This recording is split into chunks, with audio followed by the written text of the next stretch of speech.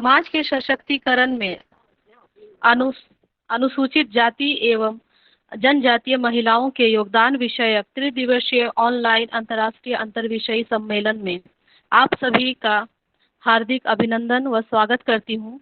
मैं स्वागत करती हूँ इस सत्र की अध्यक्षता कर रही अरुणाचल प्रदेश की श्री डॉक्टर मोरजुम लोई की, साथ ही विशेषज्ञ समिति सदस्य एबीएम महाविद्यालय के संस्कृत विभाग के अध्यक्ष डॉक्टर तापेश्वर पांडे और ओडिया विभाग के विभागाध्यक्ष डॉक्टर बीवी भुइया जी का मैं हार्दिक अभिनंदन करती हूँ।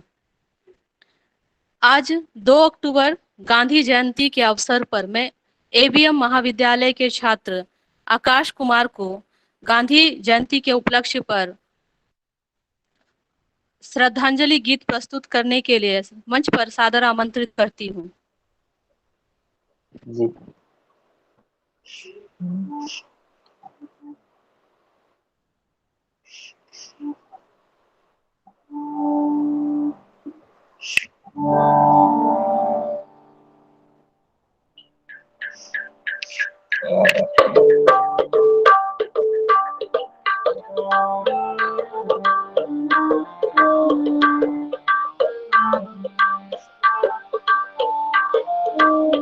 जय हो जय हो जय हो ये गांधी तेरी जय हो।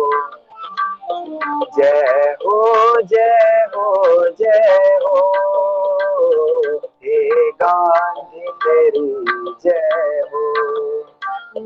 तुमने हमें सिखाया जो भी, तुमने हमें सिखाया जो भी, उसकी सदा विजय हो। जय हो जय हो जय हो हे गांधी तेरी जय हो।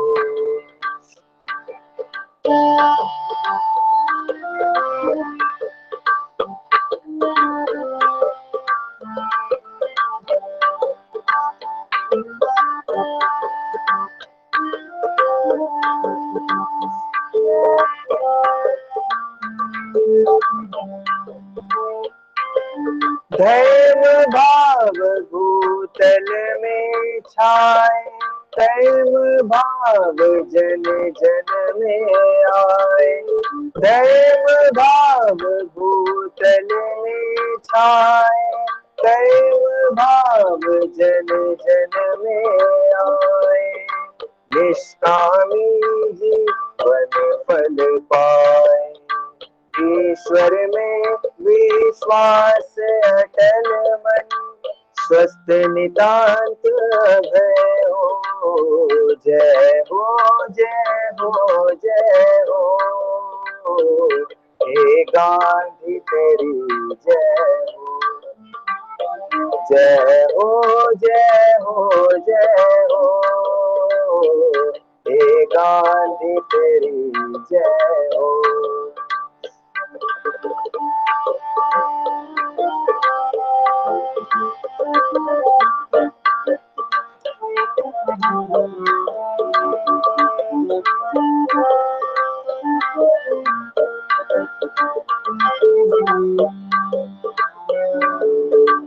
सत्य सनातन नित्य प्रचार, शुभ कृतियों के तथ्य विचारे। सत्य सनातन नित्य प्रचारे, शुभ कृतियों के तथ्य विचारे।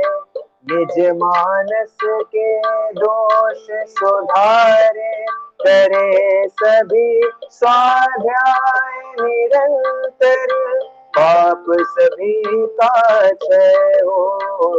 जय हो जय हो जय हो हे गांधी तेरी जय हो।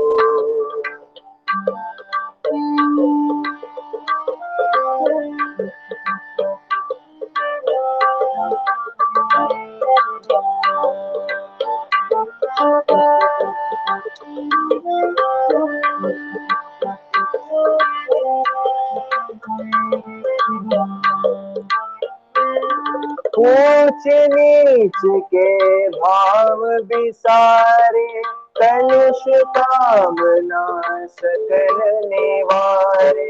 ऊंच नीच के भाव विसारे, कलुष कामना सकल निवारे। समता भाव समाज प्रसारे, सदाचार हो ध्येय हमारा। नवयुग का अभिनय हो, जय हो जय हो जय हो। हे गांधी तेरी जय हो।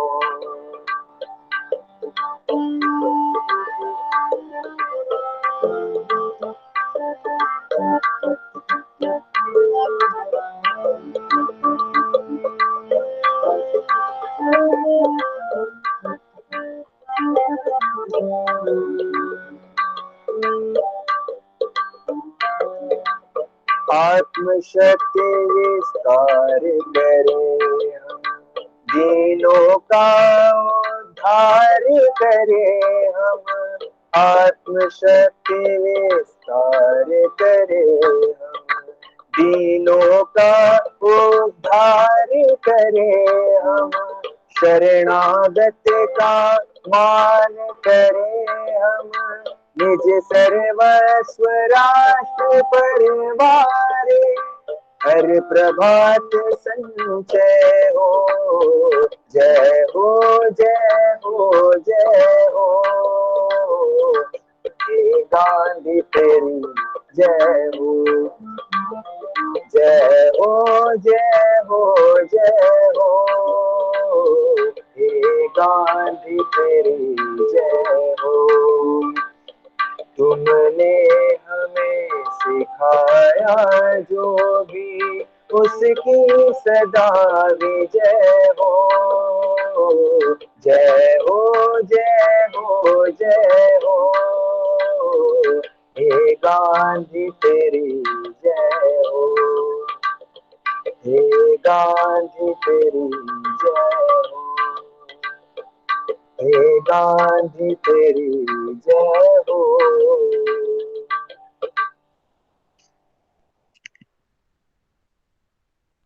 Thank you so much.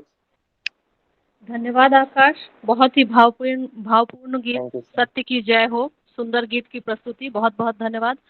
अब मैं हमारे महाविद्यालय की प्राचार्य सह आयोजन सचिव प्रोफेसर मुत्ता मंच पर आमंत्रित करती हूँ स्वागत भाषण के लिए। मैडम सादर आमंत्रित हैं। धन्यवाद सविता। अहिंसा के ध्येय पुरुष राष्ट्रपिता महात्मा गांधी एवं सादगी के प्रतीक लाल बहादुर शास्त्री जी की जयंती पर देते हुए आज के इस सत्र का प्रारंभ कर रही हूं। यह हमारे लिए बड़े सौभाग्य का विषय है कि देश विदेश के दूर दूर से लोग इस अंतर्राष्ट्रीय अंतर्विषयी सम्मेलन में बड़े जोश और बड़े ही आत्मसंतोष के साथ जुड़ रहे हैं और प्रत्येक सत्र में अपनी सहभागिता निभा रहे हैं। हमारी कोशिश भी यही रही है कि हम इस मंच पर सिर्फ आपकी बात न सुने, बल्कि इस मंच से आपको वो सब चीज भी देने की कोशिश करें जिससे आप भविष्य में एक अच्छे शोधार्थी, शोध लेखक और एक अच्छे इंसान बन सके। और इसी उद्देश्य की पूर्ति के लिए, अध्यक्षता के लिए मैं ऐसे जगह से चुन चुन कर लोगों को लाने की कोशिश कर रही हूं जो वास्तव में इस विषय को सार्थक सिद्ध करेंगे। इसी दौर में, इसी खोज में आज हमारे बीच अध्यक्षता कर रही अरुणाचल प्रदेश से मर्जुम लोई जी उपस्थित हैं, जिनका मैं सादर अभिनंदन करती हूँ। बिनी यांगा शासकीय महाविद्यालय से कि अरुणाचल प्रदेश से ये जुड़ी हुई हैं, वहाँ वो प्राध्यापिका हैं और यह हमारे लिए बड़े ही गर्व का विषय है कि इस तरह के सीमा प्रांत से लोग जुड़कर एक जिसको बोलते हैं ना फर्स्ट हैंड इंप्रेशन, उसको लेकर ये आ रही हैं। क्योंकि हम लोग ऐसा देखे हैं, हम लोग ऐसा महसूस कर रहे हैं कि झारखंड से भी ज्यादा ये सब प्रांत जो हैं वो कटे हुए हैं, और उन कटे प्रांतों का दर्द, वो कटे प्रांतों की महिलाओं का दर्द, उनकी छटपटाहट, उनके सशक्तिकरण की बात यदि आज हम तक पहुंचेगी तो यह हमारे लिए बहुत बड़ी उपलब्धि होगी। इस विश्वास के साथ मैं मरजुम लोई जी का स्वागत करती हूँ, क्योंकि आप भी महसूस करेंगे जो मैंने महसूस किया है। मरजुम लोई जी को मैंने 1 बार 2 बार 3 बार सुना है, और महसूस करेंगी कि इनकी अभिव्यक्ति अहिंदी भाषी प्रांत के होते हुए भी इतनी अच्छी होती है जिसकी उपमा किसी से नहीं दी जा सकती। क्योंकि इसके पहले वाले सत्र में भी आपने देखा कि चुंकी भूटिया जी कितनी सहजता से हिंदी पर अपनी पकड़ दिखाते हुए अपनी सारी बातें रख कर चली गई हैं। ऐसी सहजता, ऐसा ही सादगीपन और ऐसी ही गंभीरता मरजुम लोई जी में भी है, जिसको आप भी महसूस करेंगी, और ये बात के लिए मुझे भी शाबाशी देंगी कि हाँ मैम, आपने अच्छे लोगों से अध्यक्षता करवाई है। इसीलिए आज बड़े स्नेह और आदर के साथ मरजुम लोई जी, मैं आपका स्वागत करती हूँ। इस सत्र में मेरी कोशिश रही कि हर सत्र में एक न एक विशेषज्ञ अवश्य जुड़े, आपके आलेखों का परीक्षण करने वाले और बड़ी गहनता के साथ उस पर विचार करने वाले, एक बहुत ही कर्मठ और बहुत ही संवेदनशील, साथ ही साथ विषय के पर बहुत ज्यादा आधिपत्य रखने वाले हमारे ही महाविद्यालय के, लेकिन बहुत ही विद्वान व्यक्ति जो तापेश्वर पांडे जी, डॉक्टर तापेश्वर पांडे जी संस्कृत के अध्यक्ष हैं, आपके साथ जुड़े हुए हैं। मैं आपको बताऊं कि ये इस तरह के विशेषज्ञ हैं कि अभी तक मैं भी अंधेरे में हूं कि किनके आलेखों को इन्होंने सर्वश्रेष्ठ घोषित किया है। क्योंकि कल जब आपका समापन समारोह होगा तो उसके पहले ये इसकी मेरी सूचना देंगे, जिससे कि यह बात कहीं प्रकट ना हो जाए। तो जिस दायित्व को इतनी गंभीरता से वो लेकर हमारे सामने रख रहे हैं, सचमुच में ऐसे विशेषज्ञ को मैं नमन करते हुए उनका आदर करती हूं और उनका स्वागत करती हूं। पूरे सत्र को चलाने वाली इसकी व्यवस्था को देखने के लिए हमेशा हर सत्र में एक हमारे महाविद्यालय के प्राध्यापक जरूर उपस्थित रहे हैं। इस सत्र में भी उपस्थित हैं उड़िया विभाग के अध्यक्ष डॉक्टर बीबी भुइयां, जिनका भी मैं हार्दिक अभिनंदन करती हूँ। अभिनंदन है आज की संचालिका का, जो मेरी छात्रा भी हैं, मेरी अनुजा भी हैं और मेरी सहयोगिनी भी हैं। आज उन्हें सफलतापूर्वक दायित्व का निर्वहन करते देख मुझे अति प्रसन्नता हो रही है, और मुझे अपने आप पर भी गर्व महसूस हो रहा है कि मैंने एक पीढ़ी तैयार कर दी। क्योंकि मैं आपको ये अंतिम सत्र है बताऊं, इस सारे सत्र में जो मेरे सहयोगी रहे वो सब अभी इस क्षेत्र में कदम रख रहे हैं। अभी तक उनके कदम जमे भी नहीं है, चाहे वो भावेश हो, चाहे वो अवध हो, चाहे वो नवनीत हो, चाहे लक्ष्मी हो, या फिर सविता हो, या राधे श्याम हो। इन लोग अभी इस क्षेत्र में कदम रख रहे हैं, चाहे वो अभी हमारे इन लोग अभी कदम रख रहे हैं। लेकिन इस छुट्टी के समय में भी जिस तत्परता से वो मेरे साथ जुटे हुए हैं, मुझे पूरा विश्वास है कि आने वाली पीढ़ी इसी तरह से हमारी धरोहर को आगे बढ़ाकर ले जाने में पूर्णतः सक्षम होगी। और इसी विश्वास के साथ इस तकनीकी सत्र में जुड़े हुए प्रत्येक प्रतिभागियों का मैं अभिनंदन करती हूँ, और यह विश्वास प्रकट करती हूँ कि कल किसी न किसी उनके द्वारा संचालित ऐसे कार्यक्रमों में मैं भी उपस्थित होकर विद्वत जनों की भांति लंबा लंबा भाषण दे रही होंगी। और अंत में मैं बस एक ही बात कहना चाहती हूँ कि यह विषय मैंने इसलिए नहीं चुना था कि नारी सशक्त नहीं है, नारी सशक्त है। मैंने ये कहीं नहीं कहा कि नारी सशक्त नहीं है, चाहे नारी के सशक्तिकरण की बात इस सम्मेलन में नहीं होगी, क्योंकि मैं ये मानती ही नहीं हूं कि नारी सशक्त नहीं है, क्योंकि भारतीय संस्कृति में नारी पूर्ण सक्षम है, पूर्ण समर्थ है। भले ही उसका दायरा घर का हो, लेकिन फिर भी अब तो घर बाहर दोनों संभाल रही है। नारी पूर्ण सशक्त है, लेकिन इस सशक्तिकरण का समाज पर भी दिखाई देने लगा है। अब वह आगे बढ़कर पुरुष की सहयोगिनी बनकर ही नहीं, कुछ अपना विशेष स्वरूप रखकर समाज को सशक्त करने में, जो समाज कहीं से ऐसा लग रहा है कि टूटता बिखरता चला जा रहा है, कई तरह की भावनाएं, संवेदनाएं सूखती जा रही हैं। इन सूखी हुई भावनाओं को, संवेदनाओं की धार को यदि पुनः जागृत करना है, पुनः संचारित करना है, पुनः उसे कलकल छलछल करती हुई नदी बनाना है, तो औरतों को, महिलाओं को आगे आना पड़ेगा।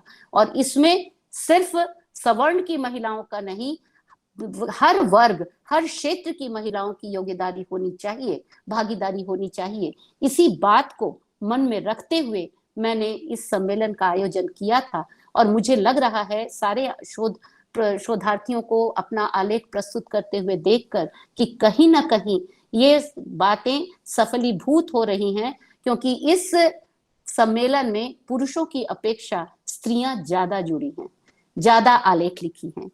अंत में ज्यादा लंबा समय आपका न लेते हुए आपके आलेख की प्रस्तुति सुनने हेतु मर्जुन मुहिल यहाँ उपस्थित हैं। उनकी बात और आज मेरे विशेषज्ञ समिति की बात हमारे लिए ज्यादा महत्वपूर्ण है, और आपका आलेख मेरे लिए ज्यादा महत्वपूर्ण है। इसलिए मैं आपसे बस एक ही बात कहना चाहती हूँ कि गांधी जी का मानना था कि नारी तभी सशक्त होगी जब उसे अपने अधिकारों और कर्तव्यों का समुचित ज्ञान होगा। जो नारी अपने अधिकार और कर्तव्य को नहीं समझेगी, वो कभी भी सशक्त समाज की नींव नहीं रख सकती। एक महिला के सशक्तिकरण में यह प्रक्रिया परिवार से शुरू होनी चाहिए। अगर मेरे बच्चे, मेरे बेटे, मेरे पति, मेरे सहयोगी जो परिवार के सदस्य हैं, वो मुझे सशक्त बनाने की बात सोचेंगे, तभी परिवार सशक्त होगा, और परिवार अगर सशक्त होगा तो समाज भी सशक्त होगा। इसीलिए गलत बातों को जब तक स्त्री सहेगी, उसके साथ जुल्म होता रहेगा। बापू ने कहा था कि सशक्त एवं स्वतंत्र भारत की तस्वीर तभी सार्थक होगी जिस दिन से एक महिला रात में सड़कों पर स्वतंत्र रूप से चलने लगेगी। उसी दिन हम गर्व से कह पाएंगे कि भारत ने स्वतंत्रता हासिल कर ली है। आइए हम सब मिलकर ऐसे समाज की नींव डालने का संकल्प लें जिस दिन हम भी अकेले, खुले मन से, बिना किसी भय के अपने समाज में, अपने देश में, अपने घर में, अपने बाजार में घूमने की हैसियत रखें। आप लोगों का बहुत बहुत आभार, स्वागत इस सत्र में। और चलते हैं, अब हम लोग संचालिका के हाथों में अपना कार्यक्रम सौंपती हूँ कि आपके आलेखों के विषय में मैं जान सकूं। धन्यवाद। धन्यवाद मैडम, बहुत ही सारगर्भित और उत्साहवर्धक संभाषण रहा आपका। अब मैं कार्यक्रम को आगे बढ़ाते हुए इस कार्यक्रम के तीसरे सत्र, तकनीकी सत्र के आरंभ हेतु आपकी अनुमति चाहती हूँ। शुरू करो। जी धन्यवाद मैम। आज के आलेख प्रस्तुतकर्ताओं में सर्वप्रथम जिनका प्रस्तुति हम सुनने जा रहे हैं वे हैं डॉक्टर पुष्पा कुमारी, सहायक प्राध्यापिका हिंदी विभाग, जमशेदपुर विमेंस कॉलेज। इनके शोध आलेख का शीर्षक है त्याग और तपस्या की मूर्ति शबरी। मैं मंच पर मैडम को सादर आमंत्रित करती हूँ। मैडम आप आमंत्रित हैं मंच पर। धन्यवाद सविता। आजादी के अमृत महोत्सव के पावन अवसर पर 3 दिवसीय अंतर्राष्ट्रीय सम्मेलन की आयोजक सचिव आदरणीय डॉक्टर मुदिता चंद्रा मैम को मैं प्रणाम करती हूँ, और साथ ही इस सत्र के जुड़े सभी विद्वज्जनों को मेरा प्रणाम। मेरा आलेख का विषय है त्याग और तपस्या की मूर्ति शबरी। भक्ति का मतलब है क्या? पूर्ण समर्पण, ईश्वर के प्रति पूर्ण निष्ठा, समर्पित होना। सच्चा साधक जो है वही भक्त है। इस संदर्भ में मैं कहना चाहूंगी, मेरो मन अनंत कहाँ सुख पावे, जैसी उड़ी जहाज की पंछी फिरी जहाज पर आवे। भक्ति के अनेक रूप हैं, अलग अलग भक्तों ने ईश्वर की आराधना अलग अलग रूपों में की है, लेकिन मेरा स्त्री मन इस इन सारे भक्ति पद्धतियों में वात्सल्य भक्ति को श्रेष्ठ मानता है, क्योंकि माँ निस्वार्थ भाव से अपने पुत्र को प्रेम करती है। सबरी इसी वात्सल्य प्रेम की प्रतिमूर्ति है। यूं कहें कि माँ बनना स्त्री के लिए अपरिमित सुख का कारण बन जाता है। माँ बनते ही फूट पड़ती है उसके हृदय से अमृत धारा, जिसे सींचते हुए मानव जीवन फलता फूलता बढ़ता और गढ़ता है। इसी वात्सल्य भक्ति का शिक्षा देने वाली सबरी को मैंने अपने आलेख का आधार बनाया है। राम के प्रति समर्पित भक्ति को परिभाषित करने का प्रयास इस आलेख के माध्यम से किया गया है। रामायण में शबरी और निषाद तथा महाभारत में एकलव्य और घटोत्कच भील थे। वाल्मीकि रामायण, तुलसी रामायण तथा बाद के रामायणों में वर्णित सबरी का चरित्र मुझे बहुत प्रभावित करता है। भील जाति में विवाह से एक दिन पूर्व पशुओं की बलि की परंपरा थी। इस परंपरा से सबरी बहुत दुखी थी, क्योंकि उन्हें पशुओं से प्रेम था। यह सब देखकर वह रात्रि पहर में गृह त्याग कर वन के लिए निकल गईं। उन्हें मतंग ऋषि ने अपने आश्रम में आश्रय दिया। वे अपनी शर्तों पर जीना चाहती थी। उन्होंने मीरा की तरह भक्ति मार्ग को अपनाया और प्रभु राम का नाम जपने लगी। वह प्रतिदिन भगवान के आने की प्रतीक्षा करती थी। ऐसा करते करते वह वृद्ध हो गई, किंतु प्रभु की प्रतीक्षा नहीं छोड़ी। आखिर में शबरी की प्रतीक्षा खत्म हुई और श्री राम सीता की खोज करते हुए सबरी की कुटिया में पहुंचते हैं। सबरी ने प्रभु राम और लक्ष्मण का सत्कार किया और उन्हें खाने के लिए बेर दिए, इस भाव से कि नहीं कहीं कोई खट्टा बेर प्रभु ना खा ले, इसलिए वह स्वयं पहले बेर चखती और मीठे बेर प्रभु को खाने के लिए देती। प्रभु उन फलों को खाते और पुलकित हो जाते और स्वाद को सराहते। कौन कहता है कि भगवान खाते नहीं? बेर सबरी जैसे तुम खिलाते नहीं। वाल्मीकि रामायण में सबरी का चरित्र जो है वो ज्ञान, कर्म, धर्म, मोक्ष का समन्वय है। ज्ञान कर्म का संदेश देता है और सत्य धर्म के महत्व को समझता है। जिसने सत्य धर्म को अपना लिया उसे सांसारिक बंधनों से मोक्ष मिल जाता है। यही मोक्ष ही सत्य का सुख का साधन है। तुलसी रामायण की सबरी समर्पण के भाव को अपनाते हुए भक्ति मार्ग पर चलती दिखाई देती है। सबरी ज्ञान विज्ञान से संपन्न है। वह वन की रक्षा करती है। वर्तमान परिदृश्य में जंगल कट रहे हैं, जल के लिए त्राही त्राही मच रहा है। हम सभी जानते हैं कि जनजातियों का जीवन जन जंगल जमीन से जुड़ा है। इसी जन जंगल जमीन को बचाने के लिए प्रयासरत शबरी है। राजकन्या होते हुए भी ऋषि मुनि के आश्रम में रहकर पर्यावरण के प्रति समर्पित दिखाई देती है। इनके चरित्र का यही गुण है जो पिता से विद्रोह करने पर विमर्श कर देता है। इस तरह से हम देखते हैं कि सबरी के जीवन में तीन तरह के सुख जो एक तो वो ज्ञानी, एक निष्ठ और भक्त तीनों के साथ है। तुलसी रामायण में भी सबरी के सौंदर्य और समर्पण का अनन्य भक्ति जो है उसका अंकन मिल जाता है। इस तरह से हम देखते हैं कि वर्तमान समय में भक्ति के विकृत रूप का दर्शन हमें सबरी के माध्यम से होता है। बिना किसी कामना के हमारे हाथ ईश्वर के समक्ष जुड़ते ही नहीं। यही तक नहीं, हमारी जब इच्छाएं पूर्ण नहीं होती है तो हम ईश्वर से भी विद्रोह कर बैठते हैं। वर्षों राम को पाने की अभिलाषा लेकर दिन गिनती सबरी जैसी अब भक्ति कहाँ दिखाई पड़ती है।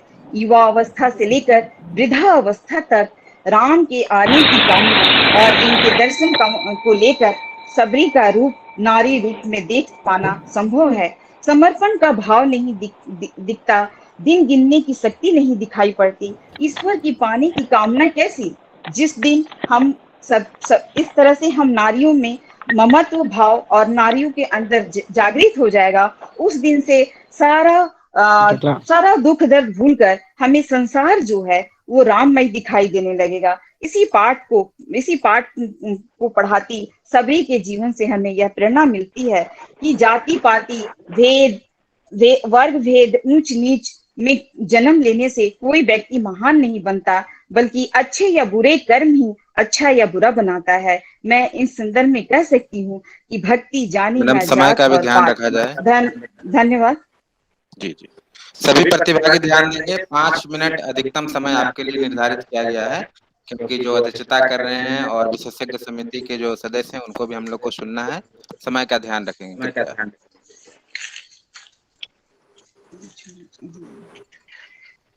अब मैं मंच पर अगले प्रतिभागी doctor Ravindra Kumar Chaudhary, associate professor और अध्यक्ष मैथिली विभाग, एबीएम कॉलेज से, जिनका विषय है मिथिला चित्रकला के विकास में अनुसूचित वर्ग की महिलाओं का योगदान। मैं सर को सादर आमंत्रित करती हूँ इस मंच पर आलेख वाचन के लिए। सर, आप सादर आमंत्रित हैं। जी, बहुत बहुत धन्यवाद।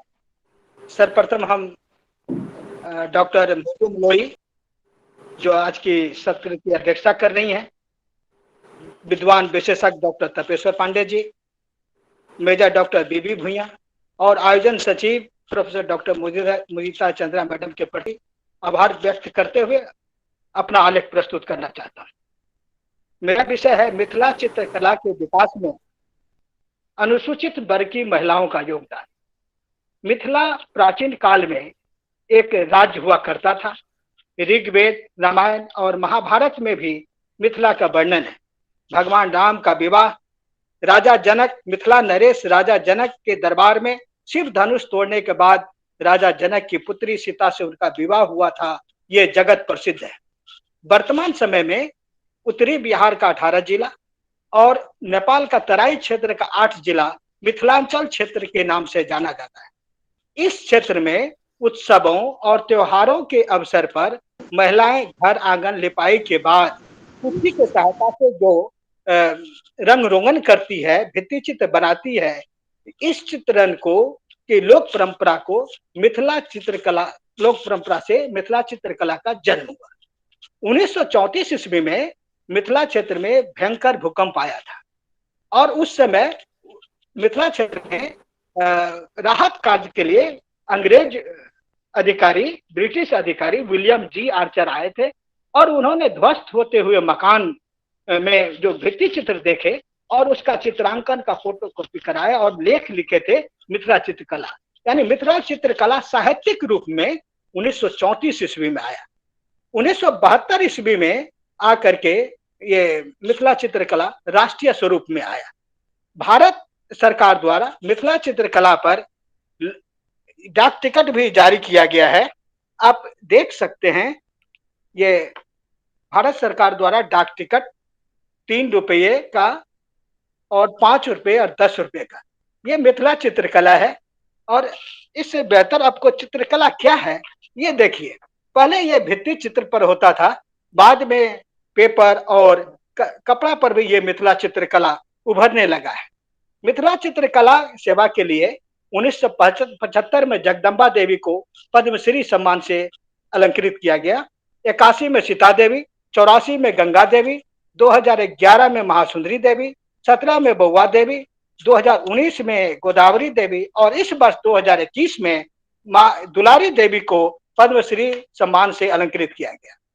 प्रारंभ में इस चित्रकला पर केवल उच्च वर्ग की महिलाओं का आधिपत्य था, लेकिन बाद में 1960 ईस्वी के बाद इसमें अनुसूचित वर्ग की महिला, अनुसूचित जनजातीय महिला का ये प्रवेश हुआ और इन लोगों का जो पेंटिंग होता है हरिजन शैली की चित्रकला के नाम से इनका जाना जाता है। मैं आपको बता दूं कि अनुसूचित वर्ग की महिलाओं में जो जिनको राष्ट्रीय अवार्ड से नवाजा गया है, ये देखिए चानो देवी, इसे मिथिला पेंटिंग की दादी कहा जाता है। बिहार के मधुबनी जिला में इनका जन्म 1955 में हुआ और इनका निधन 2009 में हुआ। ये रोदी पासवान इनके पति हैं। ये पासवान समुदाय से हरिजन महिला अनुसूचित वर्ग से ये आती हैं। दूसरा हम दिखाते हैं शांति देवी, इनके पति शिवन पासवान, ये पति पत्नी दोनों राष्ट्रीय पुरस्कार से सम्मानित हो चुके हैं। इनका जन्म बिहार के मधुबनी जिला में 4 मार्च 1958 को हुआ। शांति देवी आज अनुसूचित वर्ग की एक मिसाल है जिन्होंने मिथिला पेंटिंग को चरम पर पहुंचाया है। ये यमुना देवी, इनको देखिए, यमुना देवी, पति रामजी राम हरिजन है, जितवारपुर मधुबनी बिहार इनका घर है।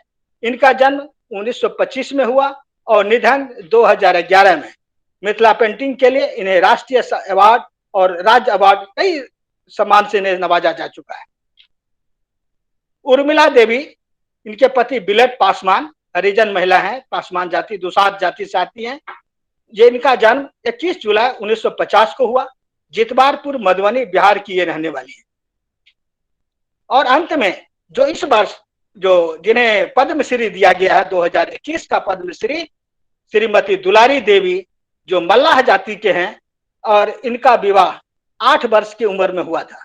इनके पति का देहांत के बाद ये अपने पिता के घर रहने लगी रांटी मधुबनी में। इनका जन्म 27 दिसंबर 1967 को हुआ और इन्होंने एक गोदना जो महिला जो अपने चित्र पर जो अंकित करती है, उस परंपरा को इन्होंने राष्ट्रीय स्तर पर प्रतिष्ठापित किया है।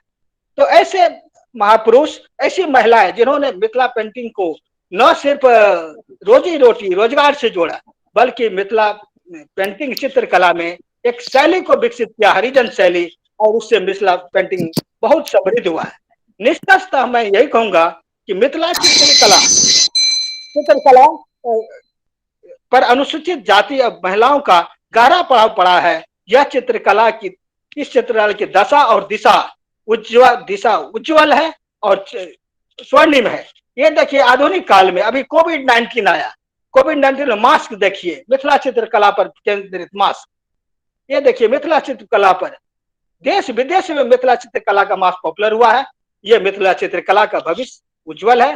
अनुसूचित वर्ग की महिलाओं का अवदान स्वर्ण अक्षर में लिखा जाएगा। बहुत बहुत धन्यवाद। अपना वक्तव्य समाप्त करता हूँ। धन्यवाद। बहुत बहुत धन्यवाद सर। अब मैं इस कार्यक्रम के अगले आलेख प्रस्तुतकर्ता को मंच पर बुला रही हूँ। अगली आलेख प्रस्तुतकर्ता है डॉक्टर अदिति विश्वास, जो कि झारखंड के पूर्वी सिंहभूम पटमदा के क्षेत्र बिडरा के प्राथमिक विद्यालय की शिक्षिका है। इनका आलेख का विषय है आदिवासी नारी के समाज दर्शन वैदिक और वर्तमान काल के संदर्भ में। शिक्षिका अदिति विश्वास, आप मंच पर सादर आमंत्रित हैं। प्रणाम मैम। मैं सर्वप्रथम सभा संचालक सभी को मेरा प्रणाम करते हुए मेरा आलेख का अध्ययन करना चाहूँगी। मेरा आलेख का नाम है आदिवासी नारी के समाज दर्शन वैदिक और वर्तमान काल के संदर्भ में। सर्वप्रथम मैं मेरी शोध पत्र में अनार्य नारियों का, वैदिक अनार्य नारियों का एवं तत्पश्चात आदिवासी नारियों के समाज दर्शन पर प्रकाश डालने की प्रयास की हूँ। वेदों में स्पष्ट रूप से अनार्य नारियों का उल्लेख नहीं मिलते हैं, पर अनेक उनके रंग कद भेद के अनुसार कुछ अनार्यों का भी उल्लेख अवश्य मिलता है, जिसके आधार पर कुछ अनार्य नारी पर चर्चा किया जा सकता है। मूलतः वैदिक आर्य और अनार्य समुदाय के तात्विक विचार प्रकृति से ही जुड़ी हुई है। अनार्य विभिन्न देवी देवताओं का पूजा ना कर वे अपनी ग्राम्य देवता तथा वृक्ष पशु पक्षी अर्थात प्राकृतिक शक्तियों का पूजा करते हैं। भारतीय वैदिक दर्शन सृष्टि के मूल रूप को क्षिति अप तेज मरुत बम पंच महाभूतों को मानते हैं। ऋग्वेद में वायु को अत्यंत आवश्यक मानते हुए कहा जाता है अददौ वत्ते गृह मृतस्य निधिर्हिता ततना देहि जीव से। अथर्ववेद में भूमि की महत्वता को प्रकाश करते हुए कहा जाता है माता भूमि पुत्र हं पृथिव्या। वेदों के अग्नि वरुण इंद्र उषा पुषण मित्र मरुत वायु सोम आदि देवगण प्राकृतिक शक्तियों का ही स्वामी है तथा देवी देवताओं के साथ उनके वाहन पशु का भी पूजन किया जाता है। हमारे वेद पुराण उपनिषद स्मृतियों एवं महाकाव्यों में सृष्टि के आदि रूप अर्धनारीश्वर के रूप में माना गया है। सृष्टि स्थिति विनाशनां शक्तिभूते सनातनी गुणश्रयी गुणमयी नारायणी नमस्तुते। अर्थात प्राचीन वैदिक समाज आदिवासी मूल समाज के अनुरूपी मातृसत्तात्मक ही था, लेकिन कालक्रम के प्रभाव से वे पितृसत्तात्मक हो गए। लेकिन अनार्य संप्रदाय कालक्रम के प्रभाव से अपने को अछूता रखा तथा आज भी उनके समाज मातृसत्तात्मक ही है। स्त्री पुरुष के बीच विभेद नहीं करते हैं, नारी स्वतंत्रता को स्वीकार करते हैं। महाकाव्य काल के आर्य समाज में दासी प्रथा प्रचलित था। राजा महाराजाओं के कन्याओं के शादी में दासियों को भेंट में दिया जाता था, जो नारी शक्ति को एक शोचनीय दृष्टि प्रदान करते हैं। महाभारत के विराट राज शालक कीचक का सौरंध्री पर कुदृष्टि डालना भी उस समय के नारी दृष्टियों का एक शोचनीय स्थिति प्रकट होती है। उस समय वैदिक नारी चित्रण में अप्सराओं का जो चर्चा मिलते हैं वो भी सम्मान की दृष्टिजनक नहीं है, क्योंकि वे देवतागण जब जरूरत पड़ता था तब अप्सराओं का प्रयोग करते थे और ऋषियों का भी को भजन उन्हें होना पड़ता था। लेकिन वेद पुराण तथा महाकाव्य काल में कुछ नारियों के सात्विक विचार भी प्रकट में आता है। वो है महाभारत काल में कर्ण के माता सुतपुत्री राधा एवं निषाद गुह की पत्नी शबरी। वैदिक साहित्य में असुर या दैत्य पत्नियों का भी वैभवपूर्ण व्याख्या मिलते हैं। माए तथा दानवों के गृह निर्माण की कला अद्वितीय थी। मोहनजोदाड़ो और हड़प्पा की खुदाई में जो कलाकृतियां मिली है वो दानवों का ही कलाकृतियां है। वर्तमान आदिवासी समाज में स्त्रियों की स्थिति सवर्ण हिंदुओं से अच्छा है। यहाँ कन्या संतान के जन्म पर खुशियां मनाया जाता है। मुंडार खरिया जनजातियों में कन्या की माता पिता को 2 जोड़े बैल या उनके मूल्य दिए जाते हैं, दहेज नहीं। मातृवंशीय परिवार मातृ स्थानीय भी होते हैं। इनमें पति स्थायी अथवा स्थायी सदस्य होते हैं और पितृवंशीय परिवार में नर और नारियों का समान स्थान होता है। विवाह विच्छेद की स्थिति में भी नर और नारियों का पुनर्विवाह में समान अधिकार है। कुछ जनजाति संप्रदाय में युवक को ससुराल में 5 साल व्यतीत कर उनके काबिलियत को प्रकाशित करना होता है। मातृसत्तात्मक परिवार के ही दृष्टांत है ये सब उदाहरण। वर्तमान समय में आदिवासी नारियां भी उड़ान भरने लगी है। ओलंपिक खेल में मीराबाई चानू, कमलिका बारी, मेरी कॉम, दीपिका कुमारी, सेलिमा टेटे, निक्की प्रधान ने भी अपना लोहा मनवाते हैं तथा देश का नाम रोशन किया है। वर्तमान में जनजाति महिलाओं ने भी अपना भाषा के क्षेत्र में उत्तम प्रदर्शन दिए हैं। उनमें से सुशीला समाद, वंदना टेटे, रोजकेर के ततेम सुलता आओ उल्लेखनीय है। स्वतंत्रता में भी जनजाति महिलाओं के अवदान रही है। उनमें से कुइली झलकरी बाई, उदा देवी, हेलेन लेप्चा, पुलियामा देवी, पुत्तर फूलो और छानो का नाम प्रमुख है। वर्तमान में आदिवासी शब्द एक वैधानिक शब्द है, फिर भी इन्हें आज भी पिछड़ेपन, अशिक्षा, गरीबी, बेकारी एवं वन विनाशक के रूप में देखा जाने लगा है। भौतिकवादी आधुनिक समाज के प्रभाव में उनके सांस्कृतिक मूल्यों में ह्रास हुआ है। कभी जंगलों का राजा कहे जाने वाले आदिवासी अब दिहाड़ी मजदूर के रूप में काम करने के लिए मजबूर है।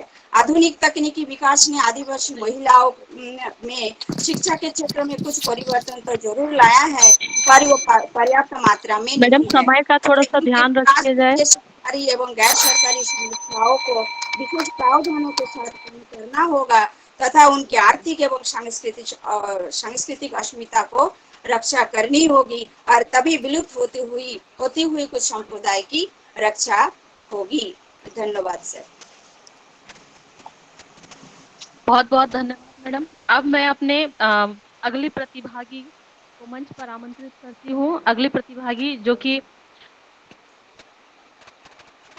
सरायकेला खरसवां गम्हरिया के नेंगटासाई उत्क्रमित उच्च विद्यालय की शिक्षिका डॉक्टर मनीला कुमारी हैं और इनके आलेख का विषय है संथाल जनजाति की महिलाओं में फूलो मुर्मू और झानो मुर्मू।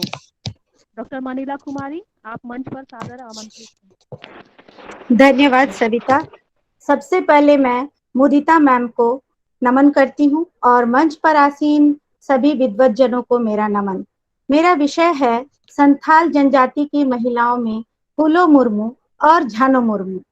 ये दोनों ही सगी बहनें थीं और इन दोनों झारखंड क्षेत्र में निवास करती थी। और इनके बारे में जानने से पहले संथाल जनजाति के बारे में हमें थोड़ा सा जानना बहुत आवश्यक है, क्योंकि अगर हम संथाल जनजाति के वास्तविक स्थिति को, उस समय की स्थिति को नहीं जानेंगे तो इनके बारे में पूर्ण रूप से जानना मुश्किल हो पाएगा। संथाल जनजाति को अंग्रेजों ने 1780 के दशक में झारखंड में राजमहल की पहाड़ियों में प्रवेश करा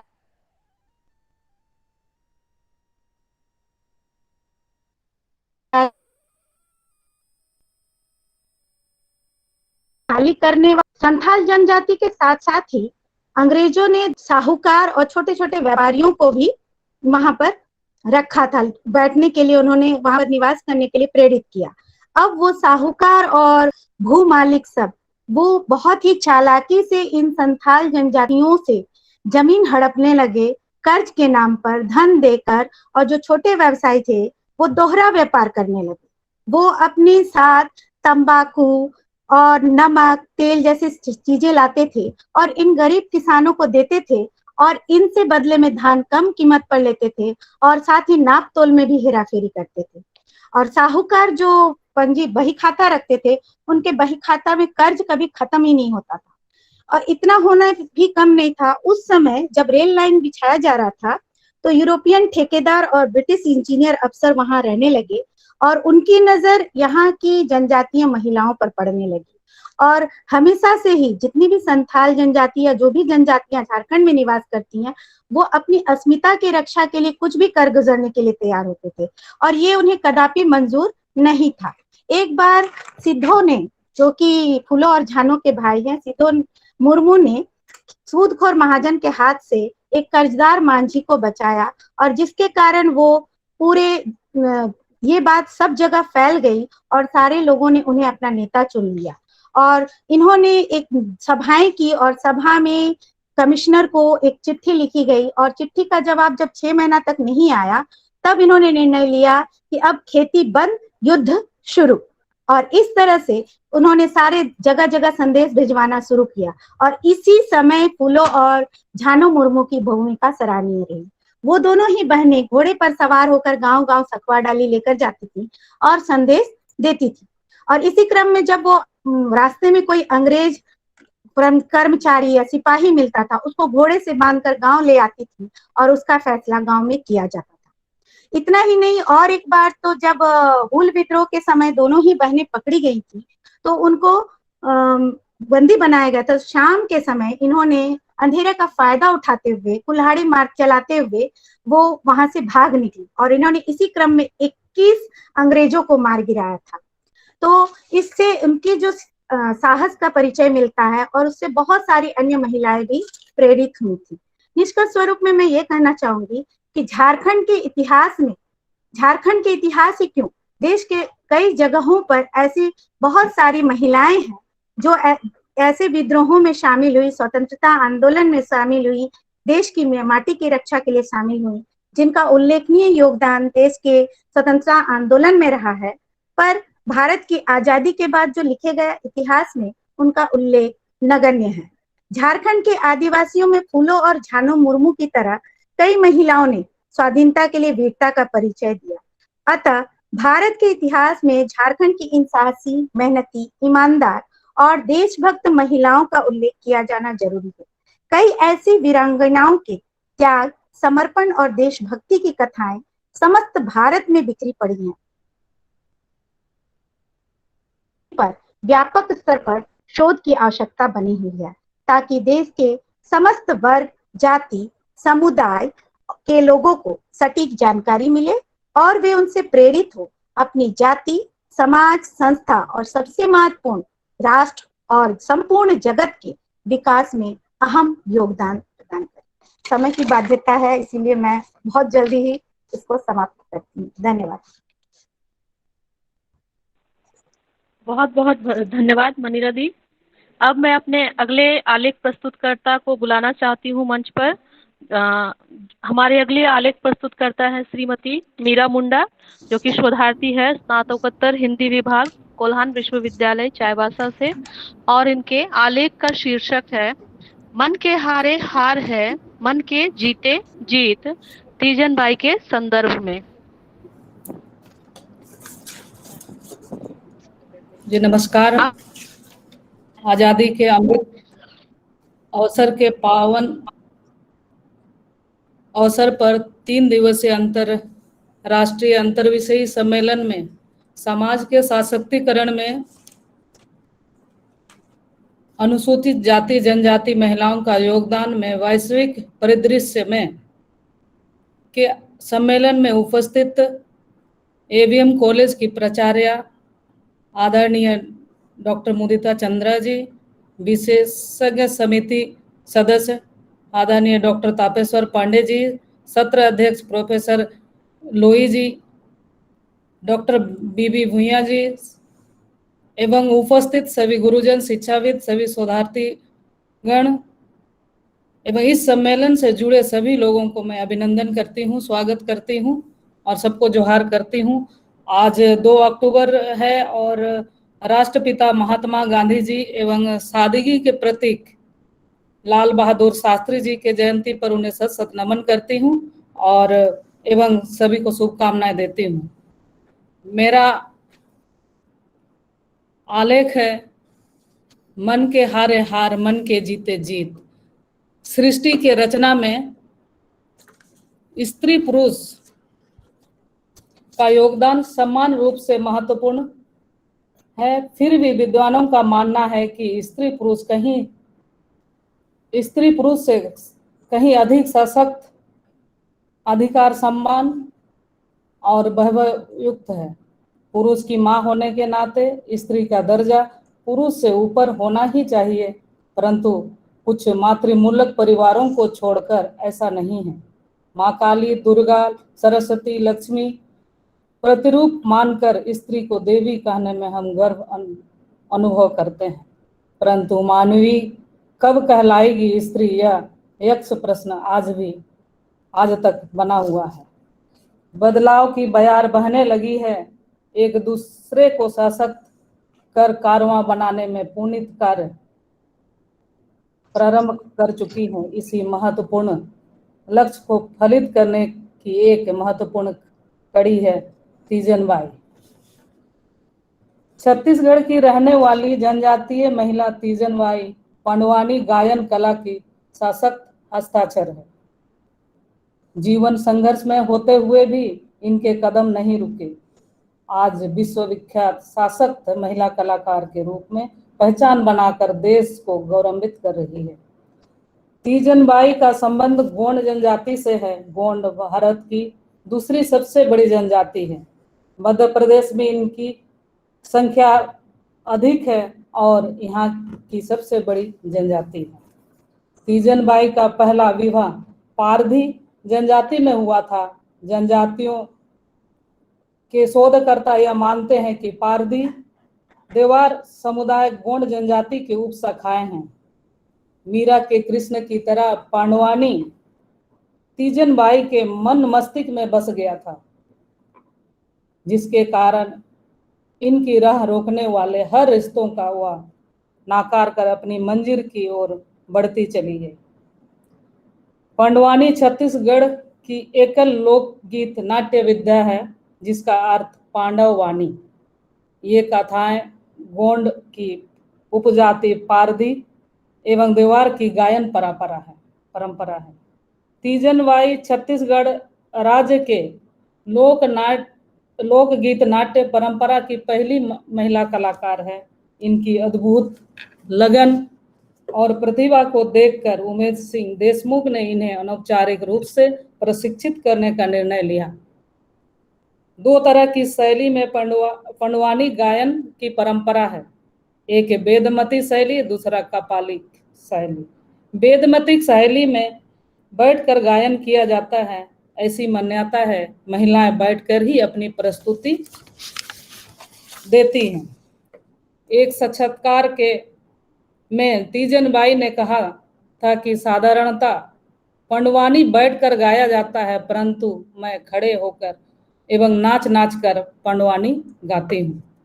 कापालिक शैली को अपनाने के कारण इनका बहुत विरोध हुआ, परंतु दृढ़ संकल्पी तीजनबाई ने सभी विरोधों बाधाओं को पार कर या प्रमाणित कर दिया कि कोशिश करने वालों की कभी हार नहीं होती, डर कर नौका पार नहीं होती। प्रसिद्ध रंगकर्मी हबीब तनवीर इनकी प्रतिभा को इतने कायल हो गए कि उन्हें वर्तमान प्रधानमंत्री श्रीमती इंदिरा गांधी के समक्ष प्रस्तुत करने हेतु आमंत्रित कर लिया। इसके बाद 80 अति विशिष्ट लोगों के बीच प्रस्तुति का सिलसिला चल पड़ा। देश विदेश में कला प्रदर्शन के कारण इनकी ख्याति आसमान छूने लगी। भारत सरकार ने 1988 ईस्वी में पद्मश्री सम्मान प्रदान किया। इसके साथ ही 2003 में राष्ट्रपति अब्दुल कलाम द्वारा पद्म भूषण भी मिला। पंडवानी लोक मनोरंजन का माध्यम बन गया है, इसीलिए सब इसको प्रस्तुत करने वाली तीजनबाई लोक संस्कृति की संरक्षिका के रूप में लोकप्रिय के साथ साथ सम्मानीय भी हो गई हैं। एक छोटे से गांव की कलाकार से लेकर पद्मश्री पद्म भूषण तक का सफर तय करना आसान नहीं था। मिसाल है तीजनबाई औपचारिक शिक्षा ना होने पर भी डॉक्टर की उपाधि के योग्य बनी। परंपरा के विपरीत बुलंद आवाज आचुक कविता में निर्भीक गायन के आत्मविश्वासी तीजनबाई को प्रसिद्ध कर दिया। जब लक्ष्य तय हो, संकल्प मजबूत हो, तो राहें भी कितनी भी दुर्गम क्यों ना हो, मंजिल मिल ही जाती है। संघर्ष में जीवन होते हुए भी कला साधिका तीजनबाई लोक कला भारतीय संस्कृति की संवाहिका के रूप में प्रतिष्ठित ऐसा व्यक्तित्व है जिनकी प्रेरणा से समाज के हर तबके की स्त्री प्रभावित है और मन के हारे हार है, मन के जीते जीत का संदेश प्रसारित करके सशक्त समाज के निर्माण में अनुपम योगदान दे रही है। आज मैं इस सम्मेलन के आयोजककर्ता एवं आदरणीय प्राचार्य डॉक्टर मुदिता चंद्रा जी को मैं तहे दिल से धन्यवाद देती हूँ और इस तरह के कार्यक्रम के लिए आप सबों को बहुत बहुत शुभकामनाएं देती हूँ और इतना ही अब वक्तव्य रखकर अपनी वाणी को विराम देती हूँ। सबको प्रणाम, सबको जोहार।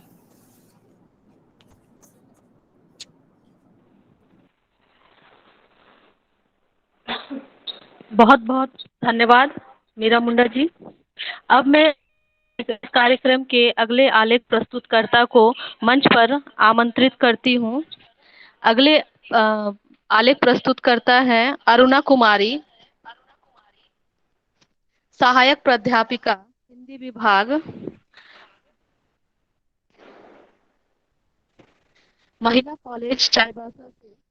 इनके आलेख का विषय है आदिवासी महिलाएं सशक्तिकरण की मिसाल, संदर्भ निर्मला पुतुल की कविताएं। आप मंच पर सादर आमंत्रित है अरुणा कुमारी।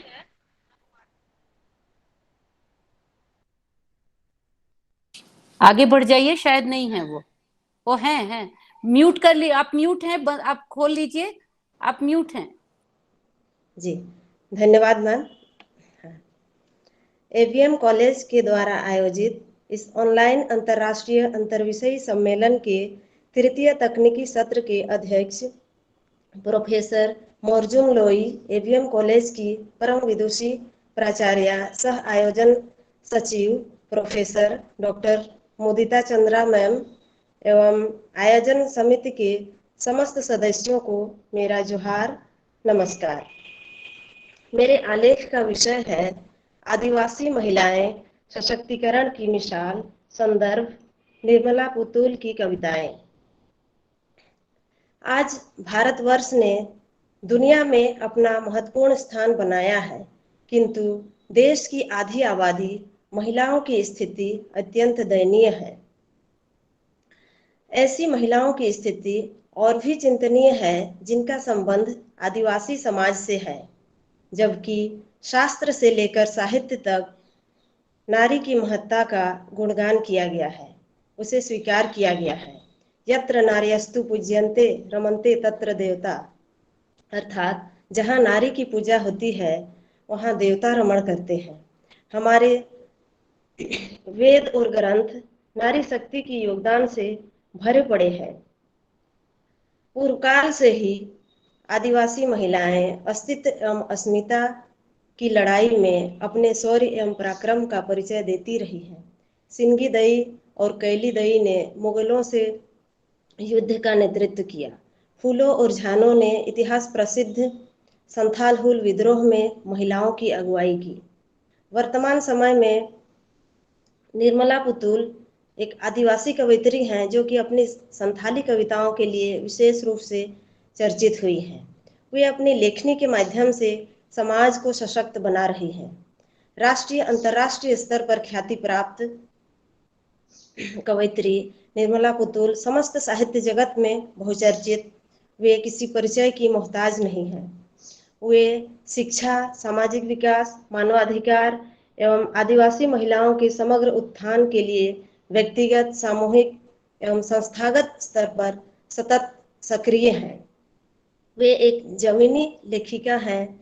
उन्होंने आदिवासी समाज को स्वयं देखा, सुना और जिया है। उनकी रचनाओं में आदिवासी समाज का जीवंत चित्रण मिलता है। निर्मला पुतुल अपनी रचनाओं के माध्यम से हमें आदिवासी समाज के कुछ अनछुए पहलुओं से परिचय कराती हैं। जैसे उनकी आओ मिलकर बचाएं कविता में वे लिखती हैं, अपनी बस्तियों को बचाएं नंगी होने से, शहर की आबोहवा में से बचाएं उसे डूबने से, पूरी की पूरी बस्ती को हड़िया में, अपने चेहरे पर संथाल परगना की माटी का रंग, भाषा में झारखंडीपन, आओ मिलकर बचाएं। इस प्रकार से कवयित्री संकटग्रस्त आदिवासी समाज और विस्थापित होते हुए आदिवासी समाज को बचाए रखने की बात कहती हैं। वे उन सभी चीज़ों को बचाए रखने की बात करती हैं जिनका होना एक स्वस्थ सामाजिक प्राकृतिक परिवेश के लिए जरूरी है। आज के भूमंडलीकरण एवं उपभोक्तावाद के दौर में आदिवासी समाज और प्रकृति दोनों ही संकटग्रस्त हैं। कवयित्री ने अपनी रचनाओं के माध्यम से एकांगी राष्ट्रीय विकास पर प्रश्न चिन्ह लगाकर सबके लिए विकास की मांग करती है। यह बात उनकी कविता बूढ़ी पृथ्वी का दुख में देखी जा सकती है। उनकी रचनाओं में आदिवासी स्त्रियों का संघर्ष और पराक्रम को हम एक नए अर्थ में देख सकते हैं। उनके यहाँ स्त्रियां सारी बंधनों को तोड़कर आज़ादी की ओर भागना चाहती हैं। वे अपनी कमजोरियों को ही ताकत बनाकर विद्रोह कर देती हैं। उनकी हर कविताओं के शीर्षक से ही निर्मला पुतुल की आवाज़ बुलंद होती हुई सी प्रतीत होती है। जैसे उनकी कविता संग्रह नगाड़े की तरह बजते हैं शब्द में कई बातें छिपी हुई है। मानो नगाड़े की धुन आदिवासी जीवन की धुन है। इस प्रकार से निर्मला पुतुल की रचनाएं जीवन संघर्ष, जिजीविषा एवं अस्तित्व रक्षण का साहित्य है। उनकी रचनाओं में जो व्यापकता है वह जीवन को प्रेरित करती है, जो उन्हें आज के संदर्भ में विचारणीय बनाता है। वे न केवल आदिवासी स्त्रियों की संवेदना की बात करती हैं, बल्कि पूरे भारतवर्ष के स्त्रियों की दुर्दशा को टटोलती हैं। निर्मला पुतुल हर परिवार के धुरी रूपी नारी की संवेदना को प्रकट करती हैं। इतना ही नहीं, उनमें उनकी रचनाओं में नारी की दुर्दशा है, नाराजगी है और सबसे बड़ी बात उसे सोचने, समझने और उससे जूझने की तैयारी भी है। उनकी रचनाओं में अपनी रचनाओं के माध्यम से निर्मला पुतुल ने शासन व्यवस्था एवं सरकार से कई सवालें रखती हैं और उन सवालों के जरिए पितृसत्तात्मक व्यवस्था पर प्रहार करती हैं। साथ ही वे विकास के नाम पर पनपते विस्थापन की समस्या एवं संकटग्रस्त आदिवासी जीवन के बारे में भी लिखती हैं। इस प्रकार से हम कह सकते हैं कि आज आदिवासी महिलाएं भी सशक्त रूप में सामने आ रही हैं, देश विदेश में अपना नाम रोशन कर रही हैं। जरूरत है उन्हें स्वीकृति प्रदान करने की, संघर्ष और सृजन में उनकी दावेदारी कबूल करने की। धन्यवाद।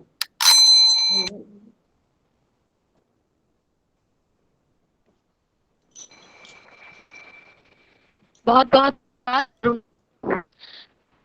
अब मैं अपने अगले प्रस्तुतकर्ता को मंच पर आमंत्रित करती हूँ। हमारे अगले आलेख प्रस्तुतकर्ता है हीरालाल गुप्ता, जो कि शोधार्थी है कोल्हान विश्वविद्यालय चाईबासा के, और इनके आलेख का विषय है जनजातीय खिलाड़ी सलीमा टेटे का नारी सशक्तिकरण में योगदान। श्री हीरालाल गुप्ता जी, आप मंच पर सादर आमंत्रित हैं। धन्यवाद मैडम। जोहार। आदरणीय प्राचार्य महोदय एवं आज़ादी के अमृत महोत्सव के पावन अवसर पर अंतर्राष्ट्रीय अंतर्विषयी सम्मेलन के आयोजन समिति के सभी सदस्यों को मेरा प्रणाम। मेरा शोध आलेख जनजातीय खिलाड़ी सलीमा टेटे का नारी सशक्तिकरण में योगदान। भारतीय समाज में आधुनिकता के इस दौर में भी महिला को एक सीमित दायरे तक ही छूट दी गई है, जिससे ये महिलाएं अपनी अस्मिता के लिए घुट घुट कर जीने को मजबूर हैं। ऐसी स्थिति में महिलाओं को खेल में भाग लेना सोच हेतु सैकड़ों समस्याओं का कारण बन जाता है। यही कारण है कि संसाधन, प्रशिक्षण, आर्थिक अभाव के ज्यादातर महिलाएं खेल से वंचित हो रही हैं। महिलाओं को समाज की रूढ़िवादी बंदिशें तोड़कर अपनी काबिलियत को साबित करना पड़ता है। इस संदर्भ में मुझे कविवर गीतकार राजगोपाल सिंह की पंक्ति याद आ रही है। खुशबू है ये बाग की, रंग की पहचान, जिस घर में बेटी नहीं वो घर रेगिस्तान। आदिवासी महिला खिलाड़ियों ने भारतीय समाज को महिलाओं के प्रति सोच में परिवर्तन लाने के लिए मजबूर कर दिया है, और उन्होंने साबित कर दिया है कि गरीबी और सामाजिक स्तर पर पिछड़े होने के बावजूद भी वह किसी से कम नहीं।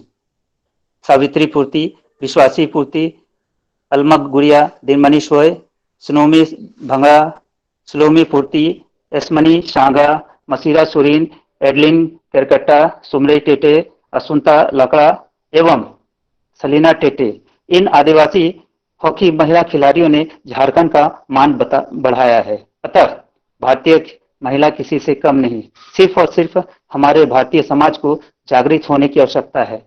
खेल के क्षेत्र में महत्वपूर्ण योगदान देकर अंतर्राष्ट्रीय फलक में देश को गौरवान्वित करने वाली हॉकी महिला खिलाड़ियों के महत्वपूर्ण सहभागिता को रेखांकित करता है यह आलेख। झारखंड एक छोटा सा राज्य है, परंतु प्रकृति की असीम अनुकंपा के कारण यह राज्य प्रकृति संपदा से परिपूर्ण है। अद्भुत प्रकृति सौंदर्य से घिरे होने के कारण इस राज्य की माटी हमारी धरती माँ और भारत माँ की अंश रत्नगर्भा है। परंतु यह कहना अतिशयोक्ति नहीं होगा कि भारत माता और झारखंड की रत्नगर्भा धरती को गोद में अब धीरे धीरे कई रत्न उभरकर खेल जगत में निखार ला रहे हैं एवं वैश्विक पटल पर भारत और झारखंड की पहचान करा रहे हैं। आदिवासी माँ की कोख में जन्म लेने वाली संतान में माना जाता है कि ये 5 गुण जन्मजात विराजमान हैं, जो इस प्रकार हैं: सरलता, समानता, सहिष्णुता, सहभागिता, सामूहिकता अस्पष्ट दिखाई देती है। इन्हीं गुणों की से प्रेरित होकर झारखंड की धरती पर नए रत्न का जन्म हुआ है, जिन्होंने प्रकृति को आत्मसात करते हुए अपने जीवन को एक नई दिशा प्रदान की है और झारखंड की धरती को गौरवान्वित किया है। यह गौरव सिर्फ झारखंड के लिए नहीं बल्कि पूरे भारतवासी को उल्लास प्रदान करता है। अपने आलेख द्वारा मैं इन्हीं झारखंडी रत्नों के महत्वपूर्ण उपलब्धियों से आपका परिचय करवाने का अभिलाषी हूँ, जिसकी चमक के कारण आज रत्नगर्भा झारखंड की भूमि गदगद है। जिस प्रकार जलाशय पूर्णतः जल से डूब जाने पर हवा के झोंके के कारण हिलोर मारता हुआ छलकता है, आज उसी प्रकार झारखंड की धरती पर ऐसे प्रेरणा हिलोर मार रही है, जो झारखंड को नया दौर, नई दिशा एवं नए प्रेरणा की ओर अग्रसर करेगा। विश्लेषण: आज के इस आधुनिक युग में विश्व की महिलाएं प्रत्येक कार्यों में अपनी भागीदारी प्रस्तुति कर रही है। ऐसा नहीं है कि भारतीय महिला व झारखंड की आदिवासी महिलाएं एकदम पीछे हैं। वे इस दौर से संघर्ष करते हुए अपना स्थान बनाने के लिए उत्सुक है। ये महिलाएं संघर्ष करते हुए तीरंदाजी में रानी माझी, दीपिका कुमारी, कोमलिका बारी, अंतर्राष्ट्रीय हॉकी में हेलेन सोए, अलमा गुड़िया, दिनमणि सोए, मसीरा सुरीन, पुष्पा प्रधान, सावित्री पुर्ती, यशमणी शांगा, सुमरई टेटे, असुंता लकड़ा, दिनमणि सोए आदि आदिवासी महिलाएं ने अपनी चमक दिखाई है। इसी कड़ी में झारखंड की दो रत्न सलीमा टेटे और निकी प्रधान ने वैश्विक पटल पर झारखंड और भारत मां का मान बढ़ाया है। सलीमा टेटे एक भारतीय आदिवासी महिला जो झारखंड के सुदूर इलाके से अपने खेल जीवन का आरंभ की और संघर्ष की तपिश में तपकर झारखंड राज्य के सिमडेगा जिले के बड़की छापर गांव से भारतीय हॉकी में चुन गई। सलीमा सिमडेगा की पहली भारतीय हॉकी खिलाड़ी है जो ओलंपिक के लिए चयनित हुई। सलीमा गांव की माटी से ही हॉकी की शुरुआत की। गरीबी के कारण उसके पिता अच्छे प्रशिक्षण केंद्र में दाखिला तो नहीं दिला सके, परंतु सलीमा ने हॉकी खेल भावना को देखते हुए अपने गरीबी को नजरअंदाज कर सलीमा को आरसी मध्य विद्यालय के मैदान में स्वयं हॉकी का अभ्यास कराया। जरा सोचिए, इस आदिवासी समाज की बेटी सलीमा टेटे जिसने अपने पसंदीदा खेल हॉकी की शुरुआत गरीबी को दरकिनार करते हुए बांस की कपचियों से की और वैश्विक पटल पर अपनी अदम साहस का परिचय देते हुए अपने मंजिल तक जा पहुंची, जिसकी कल्पना कर हर खिलाड़ी गर्व का अनुभव करता है। सलीमा के इस अदम साहस को सलाम। जागो हे भारतवासी, जागो जागो भारत की मातृशक्ति, भारत की नारी किसी से कम नहीं। आज पूरा देश सलीमा के खेल भावना को सलाम करता है। यह भावना ही आदिवासी समाज में महिलाओं के साथ साथ भारतीय समाज की महिलाओं को बस एक मिनट महिलाओं को प्रेरित कर रहे हैं खेल के प्रति अपने दायित्व का निर्वाह करने की ओर अग्रसर है, जिससे भारतीय समाज में महिलाओं के अंदर छुपी हुई खेल भावना जागृत हो रही है और कई सलीमा भारत मां के इस पावन धरा पर सलीमा का जन्म भारत मां के इस पावन धरा पर संभव हो सके। भारतीय समाज में एक कहावत है, पढ़ोगे लिखोगे तो बनोगे नवाब, खेलोगे कूदोगे तो होगे खराब। 21वीं सदी के इस दौर पर यह कहावत निरर्थक साबित हो रहा है। इस कहावत को निरर्थक करने वाले खेलों के महाकुंभ ओलंपिक में अपनी प्रतिभा को लोहा मनवाने को मजबूर कर देने के लिए करने वाली कोई और नहीं बल्कि भारतीय हॉकी महिला खिलाड़ी है। कहावत है कि एक पुरुष के शिक्षित होने से केवल एक आदमी शिक्षित होता है, लेकिन एक स्त्री जब शिक्षित होती है तो पूरी पीढ़ी शिक्षित हो जाती है। इस कहावत से खेल के क्षेत्र में सर्वांगीण विकास हेतु भारतीय समाज को सोचने और समझने की आवश्यकता है। निष्कर्ष, अतः 21वीं सदी के भारत में यह कहा जा सकता है कि खेलोगे कूदोगे तो बनोगे महान, जिसे मेरी कॉम, साई खेम, मीराबाई चानू और सलीमा टेटे जैसी आदिवासी महिला खिलाड़ी ने चरितार्थ कर दिखाया है और हमें पूर्ण विश्वास है कि आने वाले दिनों में हम किसी से कम नहीं। उक्ति को ये महिला खिलाड़ी चरितार्थ करेगी। धन्यवाद। धन्यवाद सर। अब मैं इस कार्यक्रम के अगले प्रस्तुतकर्ता को मंच पर आमंत्रित करती हूँ। हमारी अगली आलेख प्रस्तुतकर्ता है शोभा देवी।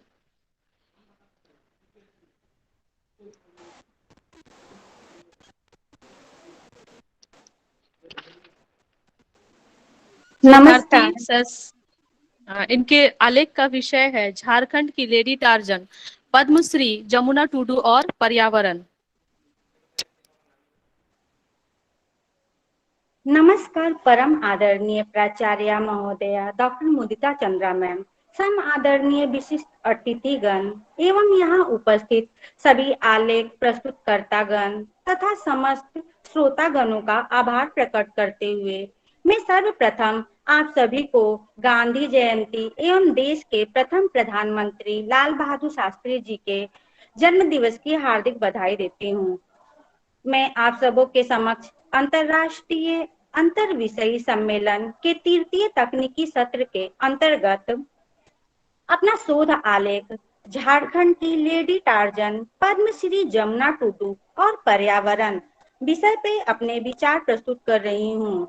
मनुष्य के लिए शुद्ध पर्यावरण का होना अति आवश्यक है।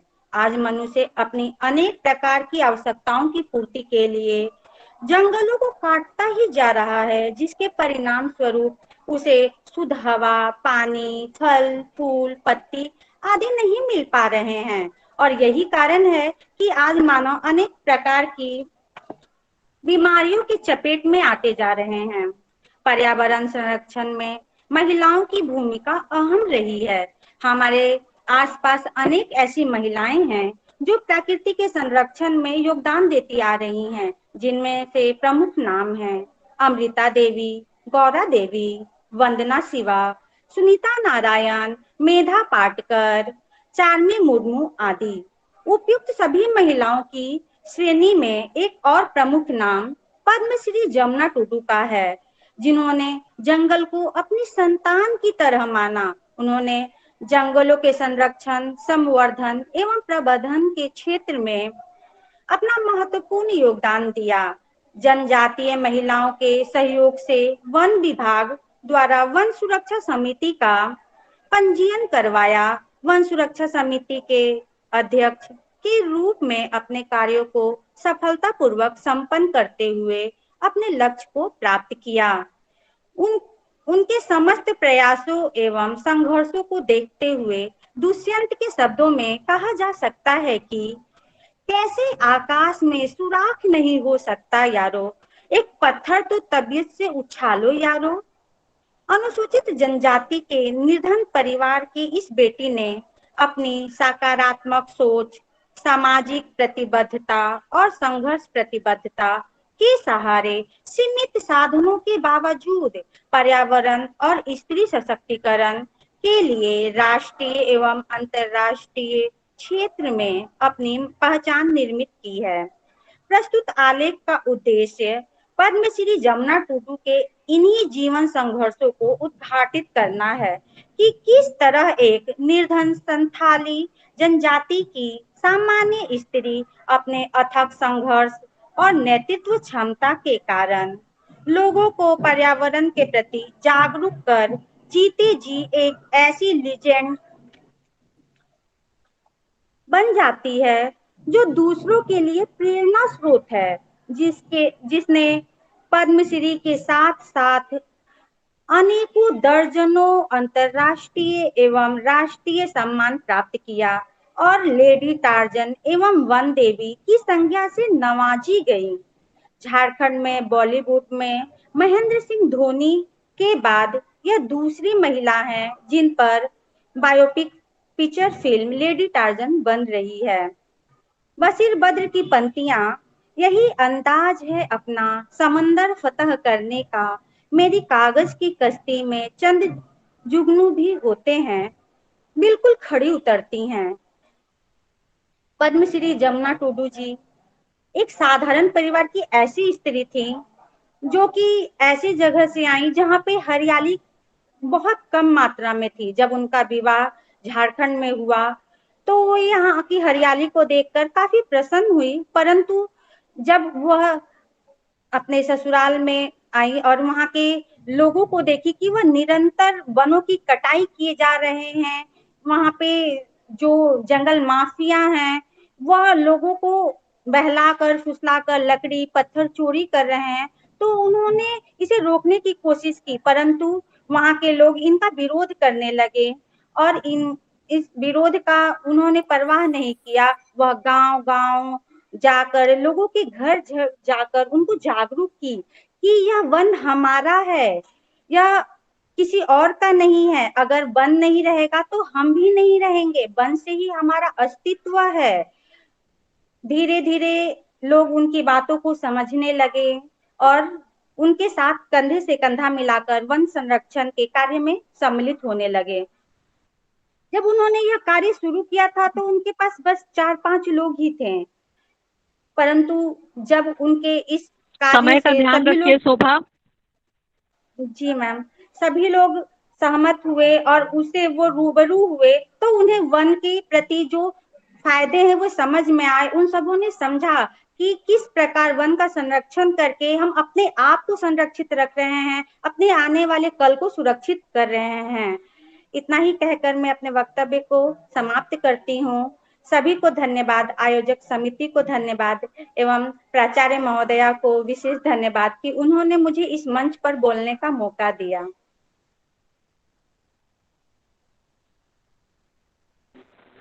बहुत बहुत धन्यवाद शोभा। अब मैं कार्यक्रम को आगे बढ़ाते हुए विशेषज्ञ समिति सदस्य डॉक्टर तापेश्वर पांडे, अध्यक्ष संस्कृत विभाग, एवीएम कॉलेज, जो कि संस्कृत के प्रकांड विद्वान हैं, मर्मज्ञ हैं, उन्हें मंच पर सादर आमंत्रित करती हूँ। डॉक्टर तापेश्वर पांडे, आप मंच पर सादर आमंत्रित हैं सर। मेरी आवाज आ रही है? आवाज आ रही है? सर आ रही है। जी सर। नमः समाभ्यः सभापतिभ्यश्च। आजादी के अमृत महोत्सव के पावन अवसर पर 3 दिवसीय अंतर्विषयी अंतर्राष्ट्रीय सम्मेलन में समाज के सशक्तिकरण में अनुसूचित जाति जनजातीय महिलाओं का योगदान वैश्विक परिदृश्य में आयोजित है। इस सत्र की अध्यक्षता हिमाचल प्रदेश की हिंदी साहित्य मर्मज्ञा आदरणीय विद्वद्वरेण्य प्रोफेसर मोर्जुम लोई महोदया, सम्मेलन के सूत्रधार, यथा नाम तथा गुण को सिद्ध करने वाली मुदित मना प्रसन्न हृदया आचार्य सह प्राचार्य डॉक्टर प्रोफेसर मुदिता महोदया। शायद मैं आचार्य शब्द यहाँ इसलिए प्रयोग कर रहा हूँ कि इनके पत्र में भी आचार्य का ही प्रयोग होगा, और शायद मैं हिंदी वालों से थोड़ा सा एक बतला देना चाहता हूँ कि जो स्वयं पठन पाठन कार्य करती हैं उसे आचार्य ही कहा जाता है। आचार्य शब्द में टाप प्रत्यय का प्रयोग करके स्त्रीलिंग रूप से बनाया जाता है। तो आदरणीय परमादरणीय प्राचार्य सह आचार्य मुदिता महोदया, हमारे सहकर्मी भुइया जी, चौधरी जी और जो भी सहकर्मी इस सम्मेलन की सफलता में जिस प्रकार सहयोग कर रहे हैं, और मेरे प्यारे छात्र छात्राओं सभी को मैं मनसा वाचा कर्मणा डॉक्टर तापेश्वर पांडे अभिनंदन नमन और वंदन करता हूँ। सम्मेलन का विषय समय की मांग के अनुसार ही रखा गया है। ऐसे विषय का चुनाव के लिए इस महाविद्यालय की आचार्य सह प्राचार्य को मैं सर्वप्रथम धन्यवाद ज्ञापित करता हूँ। अभी समय जैसा गुजर रहा है उसी के अनुरूप इस सम्मेलन के विषय का इन्होंने चुनाव कर लोगों के समक्ष रखा है, और इसमें है महिलाओं का योगदान। तो सबसे पहले हम थोड़ा सा महिलाओं की बात करते हैं। महिला है क्या? महिम लाती थी महिला, जो हमें पृथ्वी, मही का अर्थ है पृथ्वी, सभी जानते हैं, और जो मुझे पृथ्वी पर लाती है वह महिला है। तो उससे अग्रगण्य अगर वो नहीं होती तो हम कहाँ होते? तो यह स्वतः सिद्ध है कि उसका स्थान क्या है हमारे बीच, कैसे है। और भारतीय संस्कृति में महिलाओं का स्थान अत्यंत ही अग्रगण्य है। माता पादो स्वर्गदापि पवित्रतो, कहा गया है कि माता का जो चरण है वह स्वर्ग से भी बढ़कर है। मातृभूमि मातारपि अधिका, अर्थात माता जो है मातृभूमि से भी महान है। मनुस्मृति के 2 अध्याय में कहा गया है कि आचार्यान उपाध्यायन आचार्या 10 आचार्यानम शतम पिता सहस्त्रम तु पितृण माता गौरवे नातिरिच्यति। हमारे यहाँ क्या है, उपाध्याय से 10 गुना आचार्य का महत्व है, आचार्य से 100 गुना पिता का महत्व है, और पिता से 1000 गुना माता का महत्व है। हमारे आप सभी जानते हैं कि संस्कृत के एक बहुत बड़े महाकवि भवभूति जी हैं। उन्होंने उत्तर रामचरित के 6 अंक में रामचंद्र जी से कहलाया है नारी के विशेष महत्व पर। वो क्या कहते हैं 6 अंक में? प्रिया नासे कृतस्नम किल जगदरण्यम ही भवती। तो राम ऐसे जिनको हम मर्यादा पुरुषोत्तम मानते हैं, अवतारी मानते हैं, उनके साथ ऐसा है नारी के बिना कोई भी कार्य संभव नहीं है। इस पृथ्वी पर नारी की महानता तो स्वतः सिद्ध है। और यहाँ जो हमारा रखा गया शब्द सशक्ति, तो शक्ति के साथ हमारे जितने भी जुड़े हुए हैं, पहले हम शक्ति का स्मरण करते हैं। राधा कृष्ण, शिव पार्वती, सीताराम, तो वहां भी हम जुड़े हुए हैं। इसलिए शक्ति नारी के साथ है ही। अगर नारी को हम छोड़ देंगे तो हमारी शक्ति समाप्त हो जाएगी, हम शक्ति का प्रयोग कर ही नहीं सकते हैं। और दूसरी चीज नारी न अरि, जिसका कोई शत्रु ही नहीं है।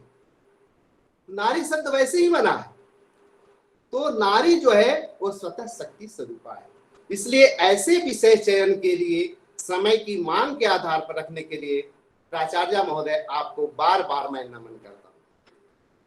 दूसरा पक्ष है कि इस विषय पर जो शोध आलेख आए हैं वो मुझे देखने का मौका मिला है और मैं उन शोध आलेखों को अपने आधार पर देखने का प्रयास किया हूं।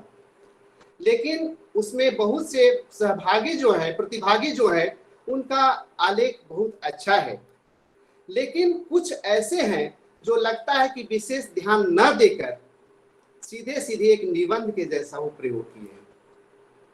शोध का आप सभी जानते हैं कि एक रूप या एक का गवेषणा भी कहा जाता है, और गवेषणा शब्द गो से ही बना है और पतंजलि ने इसका सबसे पहले प्रयोग किया है।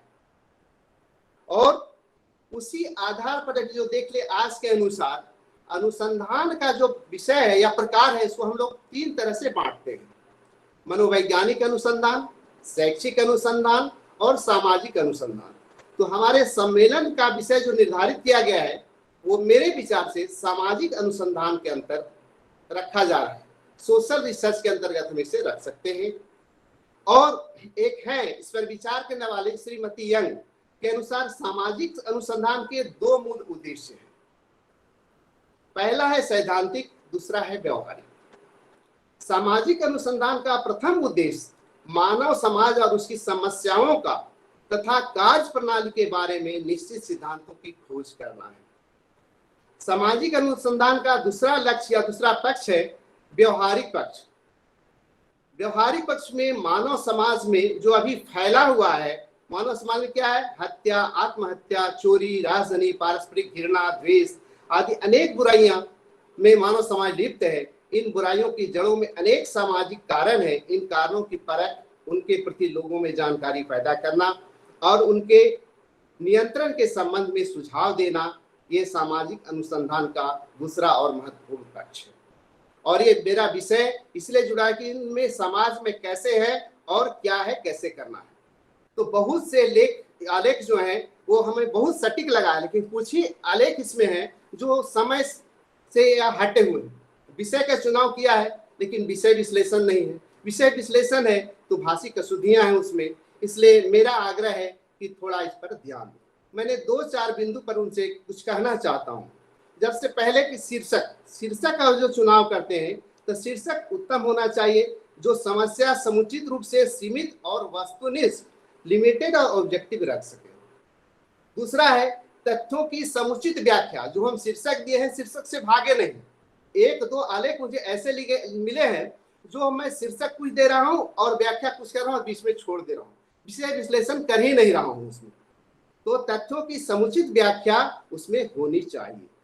तीसरा है तार्किक। अगर हमारे साथ कोई तर्क करता है कि आपने इस विषय पर क्या काम किया है, तो मैं उसको तर्कपूर्ण उत्तर दे सकता हूं कि मैंने ये प्रयास किया है और मेरा प्रयास इस ओर है। चौथा है पाठकों के लिए, मतलब जो पढ़ेंगे आगे उस पर काम करेंगे, उनके लिए एक तरह से कुछ सुझाव हम प्रेषित करें। इस लेख के माध्यम से, आलेख के माध्यम से हम उन्हें कुछ सुझाव देने का प्रयास करें। और चौथा है जो हम संदर्भ ग्रंथ का यूज करते हैं, पाठ टिप्पणी हम नहीं देते हैं। बहुत से आलेख हमको मिले हैं जिसमें इसका प्रयोग नहीं किया गया है। तो सबसे बड़ी ये हमारी भूल होती है कि हम किसी का शब्द लेते हैं और कैसे लेते हैं, उनका आधार लेते हैं, तो उसको हम पूर्ण रूप से वहां पाठ टिप्पणी के रूप में दिखाएं। 5वां है शब्द भंडार। जो हम शब्द का लेते हैं, मुख्य रूप से जिस शब्द का हम आधार लेते हैं वो हमारा हर जगह मुख्य रूप से उसका प्रयोग होना चाहिए। तो मेरे विचार से अब मैं समझता हूं कि आगे के जो प्रतिभागी होंगे, शोध आलेख तैयार करेंगे, उनको जरूर मेरे विचार से कुछ लाभ होगा। और इन्हीं शब्दों के साथ मैं वाणी को विराम देता हूं। लेकिन शोभा जी जो लिरिक गार्जन पर लेख लिखी हैं, उनसे मेरा एक आग्रह है कि अपने लेख को एक बार पढ़े और सात्रे जी प्रथम प्रधानमंत्री नहीं थे, इस पर थोड़ा सा ध्यान से देखें, आप सबके सामने आ रहे हैं। धन्यवाद, सभी को नमस्कार, नमन।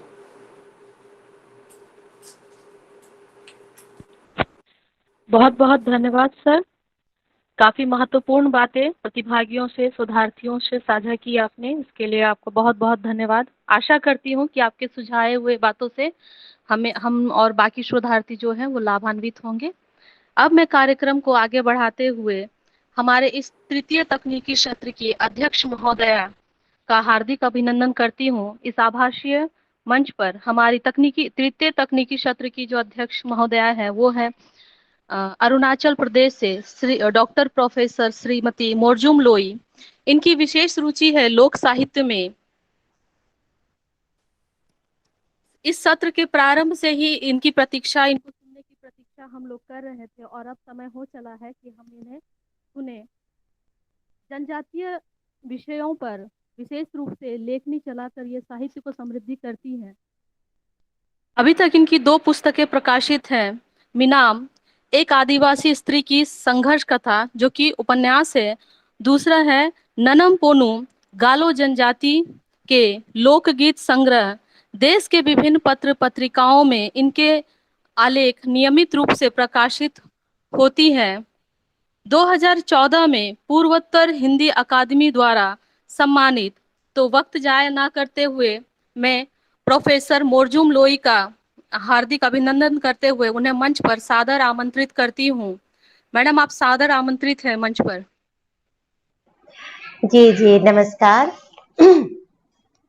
आजादी के अमृत महोत्सव के पावन अवसर पर समाज के सशक्तिकरण में अनुसूचित जाति जनजातीय का योगदान वैश्विक परिदृश्य में विषय पर 3 दिवसीय अंतर्विषयी अंतर्राष्ट्रीय सम्मेलन के आयोजन के लिए मैं आयोजक मंडल हिंदी विभाग एबीएम कॉलेज जमशेदपुर को बधाई देना चाहूंगी। विशेष रूप से सह आयोजन सचिव एवं प्राचार्य डॉक्टर मुदिता चंद्रा मैम को, साथ ही मुझे एक खूबसूरत मंच देने के लिए मैं आप सभी सुधीजनों का बहुत बहुत आभारी हूँ। हमारे राष्ट्रपिता को समर्पित श्रद्धांजलि गीत प्रस्तुत करने के लिए मैं आकाश कुमार जी को भी बहुत बहुत बधाई देती हूँ। हमारे बीच विशेषज्ञ समिति के सदस्य आदरणीय डॉक्टर तापेश्वर पांडे जी भी उपस्थित है। सर, आपको मेरा सादर नमन। डॉक्टर बीबी भुइया जी को मेरा नमस्कार। बहुत ही प्यारी सी मंच संचालन करने वाली सविता पॉल को भी तथा इतनी प्रतिभावान आलेख प्रस्तुतकर्तागण, आप सभी को बहुत बहुत बधाई एवं शुभकामनाएं और अन्य उपस्थित सुधीजनों एवं छात्र छात्राओं को मेरा प्यार भरा नमस्कार। मैं आप सभी को मैंने सुना और अपनी वक्तव्य को जैसे अभी अभी डॉक्टर तापेश्वर पांडे जी ने, जो कि विशेषज्ञ समिति है, सर ने जो बोला है उसी क्रम को मैं आगे बढ़ाते हुए अपनी बात रखती हूँ। सर ने जो बातें आप लोगों को शोध पर आधारित अपनी पैनी दृष्टि से आप सबके सामने जो उसका अवलोकन किया या आप लोगों को महत्वपूर्ण टिप्पणी आप लोगों के समक्ष प्रस्तुत किया और अनुसंधान को लेकर कि ये सामाजिक अनुसंधान के अंतर्गत आता है तो आपके पत्रों में ये होना चाहिए, इन सभी बातों को मुझे लगता है आप लोगों ने गांठ बांध ली होगी। तत्व की समुचित जो व्याख्या होना है उसमें तार्किकता होनी है। संदर्भ ग्रंथ, ये मुझे भी लगा सर कि संदर्भ ग्रंथ जो है आपकी बहुत अच्छी होनी चाहिए। कहीं कहीं मुझे भी लगा इसकी खामियां भी है। शब्द बंधार आदि इन सभी चीजों को सर ने, जितने भी आप लोगों को पांडे सर ने बताया, उन सब से आप लोग मुझे लगता है लाभान्वित हुए होंगे। और ऐसा नहीं है कि आपका प्रस्तुति जो है, आपका वक्तव्य जो है वो था आज के इस तकनीकी सत्र के बारे में जो भी जितना कहा जाए तो आप सभी जो है बधाई के पात्र हैं। बहुत ही सुंदर ढंग से आप लोगों ने वैसे भी किसी साहित्यकार को जैसे उस महान व्यक्तित्व के संदर्भ में बात करें तो उनके विशेष क्षेत्र में योगदान आदि से श्रोताओं को अवगत कराना ये बहुत जरूरी होता है और इसको आपने बहुत ही बेहतर ढंग से इसका निर्वाह किया है। प्रस्तावना और निष्कर्ष दोनों प्रभावशाली होनी चाहिए। अधिकांश लोगों की मुझे ऐसा लगा बहुत अच्छा था, और एक दो को मैं बता रही हूँ। जैसे हम बिहारी जी की दोहे को गागर में सागर भरने वाला या नावक के तीर आदि कहते हैं। समय सीमा बांधने पर यह प्रयास करना चाहिए कि आप अनावश्यक बातों से बचें। और मैं भी ज्यादा बात मेरी लंबा नहीं करूंगी, मैं जल्दी अपनी बातों को मैं आप लोगों के सामने रखूंगी। मैंने आप सभी के पत्रों को मैंने भी पढ़ा। आप सभी ने बहुत ही रोचक तरीके से कई नवीन और एवं ज्ञानवर्धक विषयों को उठाया है। मैं मुदिता मैम को बहुत मतलब धन्यवाद करती हूँ कि आपने मुझे इस मंच को दिया। मुझे बहुत कुछ सीखने को समझने को भी मिला, और जो अधिकांश ने बहुत ही ज्वलंत मुद्दों को उठाया। ये विषय ही ज्वलंत है, सर ने जैसे कहा, और चंद्रा मैम ने अपनी वक्तव्य के आरंभ में ही बताया कि इसका ये अर्थ नहीं है कि नारी सशक्त नहीं है, नारी सशक्त है। इसकी ये कोई इसके लिए कोई वो दूर ही क्यों जाए। अभी आप प्राचार्य के मंच पर कुर्सी पर आसीन हमारी मैम को ही देखिए, नारी तो सक्षम है। और आप सभी प्रतिभावान जो अभी तक अपने आलेख का पाठ किया था, आप सभी तो इसमें से ज्यादातर संख्या जो है महिलाओं की है। तो मुद्दा भी ज्वलंत मुद्दा उठाया, विषय ही ज्वलंत है। कई ऐसे प्रसंग भी जो आज भी प्रासंगिक है। आदिवासी संघर्षों, विशेषकर महिलाओं का संघर्ष अनादि काल से रही है और आज भी संघर्ष कर रही है, और इस संघर्ष को सफलता प्राप्त कर सबको प्रेरित भी करती आई है। और मैं आज थोड़ा सा समय लूंगी। डॉक्टर पुष्पा कुमारी ने शबरी को वात्सल्य भक्ति की प्रतिमूर्ति बताते हुए अपनी बात को रखा कि किस प्रकार उन्होंने अपनी जूता बेर जो है अपने आराध्य राम को खिलाया, और यहाँ उनकी जो अनन्य भक्ति जो है वो दिखता है। उन्होंने वर्तमान समय के साथ अपनी उसकी तुलना करते हुए कहा कि आज शबरी जैसी भक्ति नहीं दिखती। उन्होंने आगे बताया कि कोई जन्म से बड़ा नहीं होता, वो कर्म से बड़ा होता है। आगे डॉक्टर रविंद्र कुमार चौधरी जी ने मिथिला चित्रकला के विकास में अनुसूचित वर्ग की महिलाओं का योगदान से हमें अवगत कराया। पद्मश्री जगदम्बा देवी से लेकर दुलारी देवी तक की महिलाओं का योगदान को क्रमबद्ध बताते हुए उन्होंने शानो देवी, शांति देवी आदि अनुसूचित जनजातियों की जाति महिलाओं के योगदान को बताया तथा उनके द्वारा हरिजन शैली का विकसित होने वाली बात को बताया। ये बहुत ही सुंदर तरीके से, और उन्होंने आज मास्क में भी इस चित्रकला को स्थान देने की बात को बताया। ये बहुत सुंदर तरीके से आपने चित्रों के माध्यम से हमें बताया। डॉक्टर अदिति विश्वास ने आदिवासी दर्शन पर बहुत ही सुंदर तरीके से वैदिक और वर्तमान काल के संदर्भ में अपनी बात रखी। आपने आदिवासी स्त्रियों की स्थिति को सवर्ण हिंदुओं की से बेहतर बताया। हर क्षेत्र में आदिवासी स्त्रियों के योगदान को क्रमबद्ध आपने भी बताया। तीजन बाई के संघर्ष और कामयाबी को देखते हुए मैडम नाम यहाँ मैंने देना भूल गई थी, कहा कि कोशिश करने वालों की कभी हार नहीं होती। अच्छा, वो मैडम श्रीमती मीरा मुंडा जी ने। डॉक्टर मनीला कुमारी ने कालीन संताल जनजाति की स्थिति से अवगत कराते हुए झालो और पूलो मुर्मू की बहादुरी का तथा 21 अंग्रेजी को मार गिराने की बात बताया। उन्होंने इतिहास में ऐसे महिलाओं का उल्लेख न मिलने की बात की ओर हमारे ध्यान आकर्षित किया। इस वक्तव्य को सुनते समय मुझे भी ज्ञात हो आया कि हमारे अरुणाचल में भी तवांग जिले में 1962 की लड़ाई में चीनी और भारत की जो लड़ाई थी उसमें भी सेला और नूरा के साथ भी वही हुआ। सेला और नूरा जो दो आदिवासी महिलाएं थे जिन्होंने जसवंत सिंह, हवलदार जसवंत सिंह को लड़ाई में मदद किया, और वही उनका भी चीनी लोगों से भी उन्होंने मुकाबला किया और अंततः वो शहीद भी हो गए हैं। अरुणा कुमारी ने निर्मला पुतुल जी की कविताओं को केंद्र में रखकर आदिवासी महिलाएं उसकी सशक्तिकरण की मिसाल पर वक्तव्य रखा, बहुत ही सुंदर था।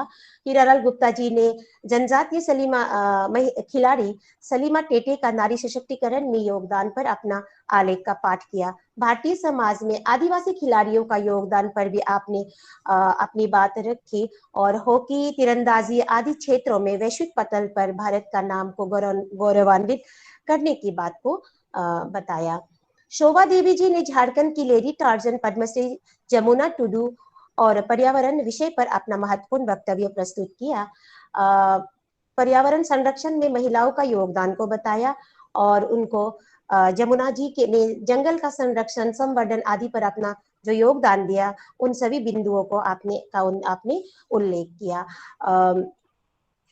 इस प्रकार मैं अरुणाचल के से आई हूँ, तो मंच का फायदा उठाते हुए मैं भी 2 शब्द अपनी ओर से रखना चाहती हूँ कि नारी सशक्तिकरण को लेकर जो है महिला, जनजातीय महिलाएं जो है पीछे नहीं है। ये हमारे अरुणाचल प्रदेश के संदर्भ में भी कहा जा सकता है। जैसे स्वर्गीय पद्मश्री बिनी यांगा मैडम है, यहाँ से जो निशी जनजाति से है, और आपने ओजू मिशन के संस्थापक हैं और आपने बहुत ही सामाजिक जो समस्याएं हैं उन लोगों पर जो क्या कहते हैं, बहुत ज्यादा कार्य उन्होंने समाज को दिया और उसके योगदान को देखते हुए भारत सरकार ने उसे पद्मश्री से विभूषित किया। प्रथम IAS अधिकारी इंदिरा मालो जी है यहाँ के, जो कि नारी सशक्तिकरण का एक बहुत बड़ा उदाहरण है। और साहित्य के क्षेत्र में यहाँ डॉक्टर जोराम यालाम नावाम जी है, डॉक्टर जमुना बिनी तादर जी है, सोनम वांगमो जी है, डॉक्टर सोनम वांगमो जी है, डॉक्टर जोराम आन्य ताना जी है, तुम्बम रिबा जी है, पद्मश्री मामांग दाई जी है। इन सभी से हम को देखते हुए हम कह सकते हैं कि नारी, आदिवासी महिलाएं जो है किसी से पीछे नहीं है। और जब हम पूर्वोत्तर भारत की बात करते हैं तो पूर्व वक्ता जो हमारे द्वितीय तकनीकी सत्र की जो अध्यक्ष रहे, चूकी भूतिया मैम को भी देखिए, ऐसे कई लोग हैं जो आज साहित्य के क्षेत्र में भी बहुत आगे हैं। और मैं आप लोग भी समय भी हो चली है, आप सभी वक्तागण और आयोजक समिति और विशेषज्ञ पांडे सर, आप सभी को तथा मुदिता चंद्रा मैम, आप सभी को मैं हृदय से धन्यवाद ज्ञापित करती हूँ। आपने मुझे ये मंच दिया। मैं आज यहाँ कुछ बोलने नहीं, मैं सीखने आई थी और सीख कर जा रही हूँ। इसके लिए मैं आप लोगों का बहुत बहुत बहुत आभारी हूँ। धन्यवाद मैम, धन्यवाद सर। धन्यवाद मर्जूम मोइलोई जी। मैं एक बार सभी लोगों को कहती हूँ कि सब एक बार अपना कैमरा ऑन कर लें, जिससे हम लोग एक स्क्रीनशॉट ले लें इस कार्यक्रम का। इसलिए सभी आप अपना कैमरा ऑन कर लें। और मैं ये सत्र का अंतिम पड़ाव है, इसीलिए मैं आपको बताना चाहती हूँ कि जिन लोगों ने भी आलेख लिखा है और जिनका आलेख एक बिल्कुल शोध आलेख ही रहा, जिसमें प्रसंग भी आया, सब कुछ आया और सारी कसौटियों पर वो खरा उतरा, वैसे कुछ आलेखों को समेट कर उसका मूल्यांकन किया गया और उससे 5 श्रेष्ठ आलेखों को छांटा गया है विशेषज्ञ समिति के द्वारा, जिसकी घोषणा कल हम लोग समापन समारोह में करेंगे। विशेषज्ञ समिति उसका लिस्ट हमें देंगे और उसकी घोषणा हम लोग कल हमारे मुख्य अतिथि उसकी घोषणा करेंगे। और आपको मैं बता दूं कि ये जनजातीय मंच है, जनजातीय विषय को रखने का एक बहुत बड़ा कारण था, क्योंकि जनजातीय मंत्रालय के केंद्रीय मंत्री माननीय अर्जुन मुंडा जी कल हम लोगों के साथ जुड़ेंगे और समापन समारोह हम लोग उन्हीं के साथ करेंगे। इसलिए आप सभी अपना कैमरा ऑन करें और कल के समापन सत्र में अवश्य उपस्थित हों, जिससे कि हम जनजातीय मंत्रालय के माननीय केंद्रीय मंत्री जी का इस विषय में संभाषण सुन के लाभान्वित हो सके। आप सभी कैमरा ऑन कर लें, जिससे कि हम लोग एक स्क्रीनशॉट ले लें। ले लिए सविता, कार्यक्रम का समापन कीजिए। हाँ। जी मैम, बहुत बहुत धन्यवाद मोरजुम लोई मैम जी। संबंधी जो महत्वपूर्ण बातों की और आपने संकेत किया है, आशा करती हूँ सभी प्रतिभागी जो भावी शोधार्थी हैं, शोध कार्य कर रहे हैं, वो इन बातों का लाभ उठाएंगे और एक उत्कृष्ट शोध लेखन की ओर अग्रसर होंगे। आपका बहुत बहुत धन्यवाद। अब मैं कार्यक्रम को आगे बढ़ाते हुए हमारे ABM महाविद्यालय के मेजर डॉक्टर बीबी भूया जी को धन्यवाद ज्ञापन के लिए मंच पर आमंत्रित करती हूँ। सर, आप सादर आमंत्रित हैं मंच पर। हाँ, धन्यवाद। मैं धन्यवाद प्रस्ताव जब शुरू करने जा रहा हूं, मैं अभी सोच रहा था कि कहाँ से शुरू करूं। खास करके नॉर्थ ईस्ट जो हमारे हृदय में बैठा हुआ है। मैं एक छात्र संगठन का नेतृत्व कर रहा था, मौका भी मुझे मिला था नॉर्थ ईस्ट जाने के लिए, और वहां के प्रतिभागी भी इधर जमशेदपुर में हम लोग आमंत्रित किए थे और उनका भी आदर सत्कार हम लोगों को मुझे करने का मौका मिला था। तो नॉर्थ ईस्ट हमारा हृदय है। और जैसे प्रोफेसर मोरजुम लोई मैडम अरुणाचल से होते हैं, और नेफा बॉर्डर हम जब छोटे बच्चे थे, जब चाइना ने अटैक किया था नेफा बॉर्डर में अरुणाचल प्रदेश में, हम लोग बचपन में कहानी सुने थे दादाजी से कि नेफा के इतने एरिया जो है चाइना ने कब्जा करके अभी भी रखा हुआ है। तो वो अरुणाचल के लिए हम लोग का हृदय हमेशा छलछल होता है। और मैडम प्रोफेसर मोरजुम लोई मैम जो है वो वहीं के रहने वाले हैं, और हम लोग उनको हृदय से स्वागत करते हैं। मैं उनको विदाई नहीं कहूंगा, उनको स्वागत करता हूं और उनको धन्यवाद इसलिए देता हूं कि कम से कम नॉर्थ ईस्ट को हम लोग अपने इस वेबिनार के जरिए उनको जोड़ पाए। और इसके पूर्व क्षेत्र में मैडम भूतिया मैडम को भी हम लोग जोड़े थे, जो कि आसाम के हैं। तो इस तरह से हम लोग नॉर्थ ईस्ट को जोड़ पाते हैं, ये सबसे बड़ा चीज है। और ये सारे श्रेय ये हमारे प्रिंसिपल मैडम जिनकी प्रयास से संभव हो पा रहा है। हम लोग एवीएम कॉलेज आज जिस मुकाम पर पहुंचा है उसके लिए मैं श्रेय मुदिता मैडम को देता हूं, उनको धन्यवाद जरूर दूंगा। और उसके अतिरिक्त हम लोग देखेंगे कि हमारा टेक्निकल सत्र में जो तापेश्वर पांडे जी, डॉक्टर तापेश्वर पांडे संस्कृत विभाग के, विश्वविद्यालय संस्कृत विभाग के भी वो मुख्य रहे हैं, और मेरे कॉलीग्स भी रहे। हम लोग एक ही कॉलेज में एक साथ काम कर रहे हैं। तो उनको तो मैं क्या धन्यवाद दूं, वो तो हमारे परम मित्र है, फिर भी आवश्यक पड़ रहा हूं तो उनको भी धन्यवाद देता हूं।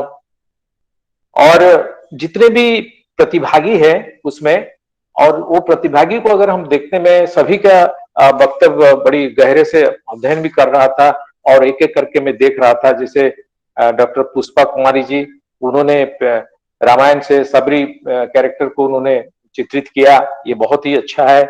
और खास करके उसके बाद जो प्रतिभागी हैं डॉक्टर आर.के. चौधरी, वो मेरे परम मित्र भी हैं, और उन्होंने हमारा एजुकेशन में एक चीज बताया जाता है कि अगर पढ़ाई के समय आप कोई विजुअल एड्स दिखाते हैं, वो that will be more effective, वो ज्यादा इफेक्टिव होता है। और उन्होंने उसी प्रयोग शुरू किया, और उन्होंने जो मिथिलांचल के जो चित्रकला है उसके माध्यम से उन्होंने हम लोग को जो विजुअल मेमोरी दिखाया वो ज्यादा लास्टिंग करता है। अगर हम कोई वक्तव्य देते हैं उसको लोग भूल सकते हैं, लेकिन कोई चीज अगर दिखाते हैं तो वो बहुत समय टिक जाता है, मन में एक छाप छोड़ जाता है। मैं उनके लिए तहे दिल से उनको धन्यवाद देता हूं। उसके बाद और एक प्रतिभागी है डॉक्टर अदिति विश्वास, जो वैदिक कल्चर में नॉन आर्यन वुमेन, उनके ऊपर भी उन्होंने रखा, तो उनको भी तहे दिल से मैं धन्यवाद देता हूं। उसी तरह से डॉक्टर मनीला कुमारी, उन्होंने फूलो मुर्मू और झानो मुर्मू, उनके बारे में भी संथाल ट्राइब्स थे और उनके बारे में जो बताया, इसलिए उनको भी तहे दिल से मैं देता हूं। और मिसेस मीरा मुंडा जी, वो तो हमारा परिवार के सदस्य हैं, उनको क्या धन्यवाद दूं, बल्कि वो हमको धन्यवाद देना चाहिए। और मैं फिर भी आवश्यक पड़ने पर उनका जो टॉपिक था कि विल पावर के बारे में बताया कि मन की हार है और मन की जीत है। अगर मन में कोई ठान ले तो कोई भी महिला, खाली आदिवासी महिला नहीं, कोई भी महिला उसमें वो ठान काम कर सकता है। उसके बाद हम लोग देखते हैं अरुणा कुमारी जी, उन्होंने निर्मला पुतुल की कविताएं, आदिवासी कविताएं उन्होंने रखा, तो उनको भी मैं यहाँ के हमारे एवीएम कॉलेज वेबिनार परिवार की ओर से मैं धन्यवाद देता हूँ। हीरालाल गुप्ता जी, उन्होंने सलीना टेटे जो ओलंपियन है और उन्होंने झारखंड का नाम काफी ऊपर लिया है, उनके बारे में जो बताया, तो उनको भी तहे दिल से मैं धन्यवाद देता हूँ। और अंत में शोभा देवी जो जमुना टुडू के बारे में बताएं, उनको भी और हम लोग को अवगत कराएं, उनको भी धन्यवाद देती हूँ।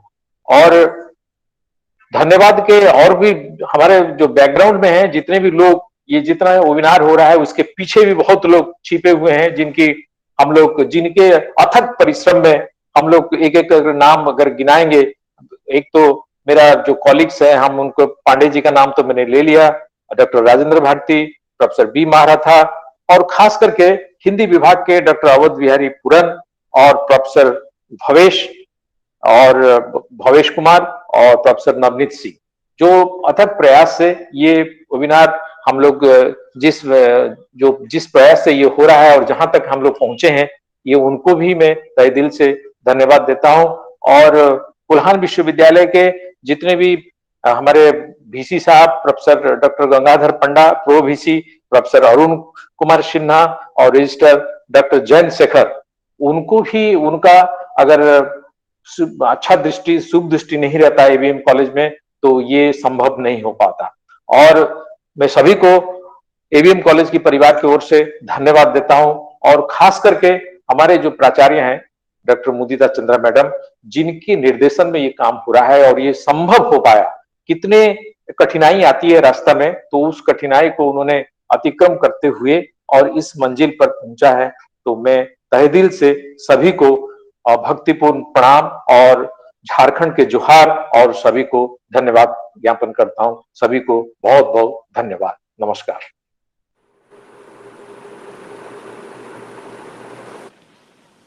अब मैं प्राचार्य महोदया से कार्यक्रम की समाप्ति की घोषणा की अनुमति चाहती हूँ। हाँ, कार्यक्रम समाप्ति है और कल हम लोग सभी 11:30 बजे से हम लोगों का समापन सत्र है। मैं सबसे अनुरोध कर रही हूँ कि आप लोग बिल्कुल 11 बजे जुड़ जाइएगा, जिससे कि हम अपने अतिथि को ससमय जोड़कर कार्यक्रम समय से समाप्त कर सके, क्योंकि कल उन्हें यात्रा भी करनी है। धन्यवाद आप सबों का। धन्यवाद मैम। हाँ, धन्यवाद जी, सर। आपको भी बहुत बहुत धन्यवाद। धन्यवाद सभी को। जी जी, थैंक यू मैम। धन्यवाद ma'am. Thank you ma'am. Thank you ma'am. Thank you ma'am. Thank you ma'am. Thank you ma'am.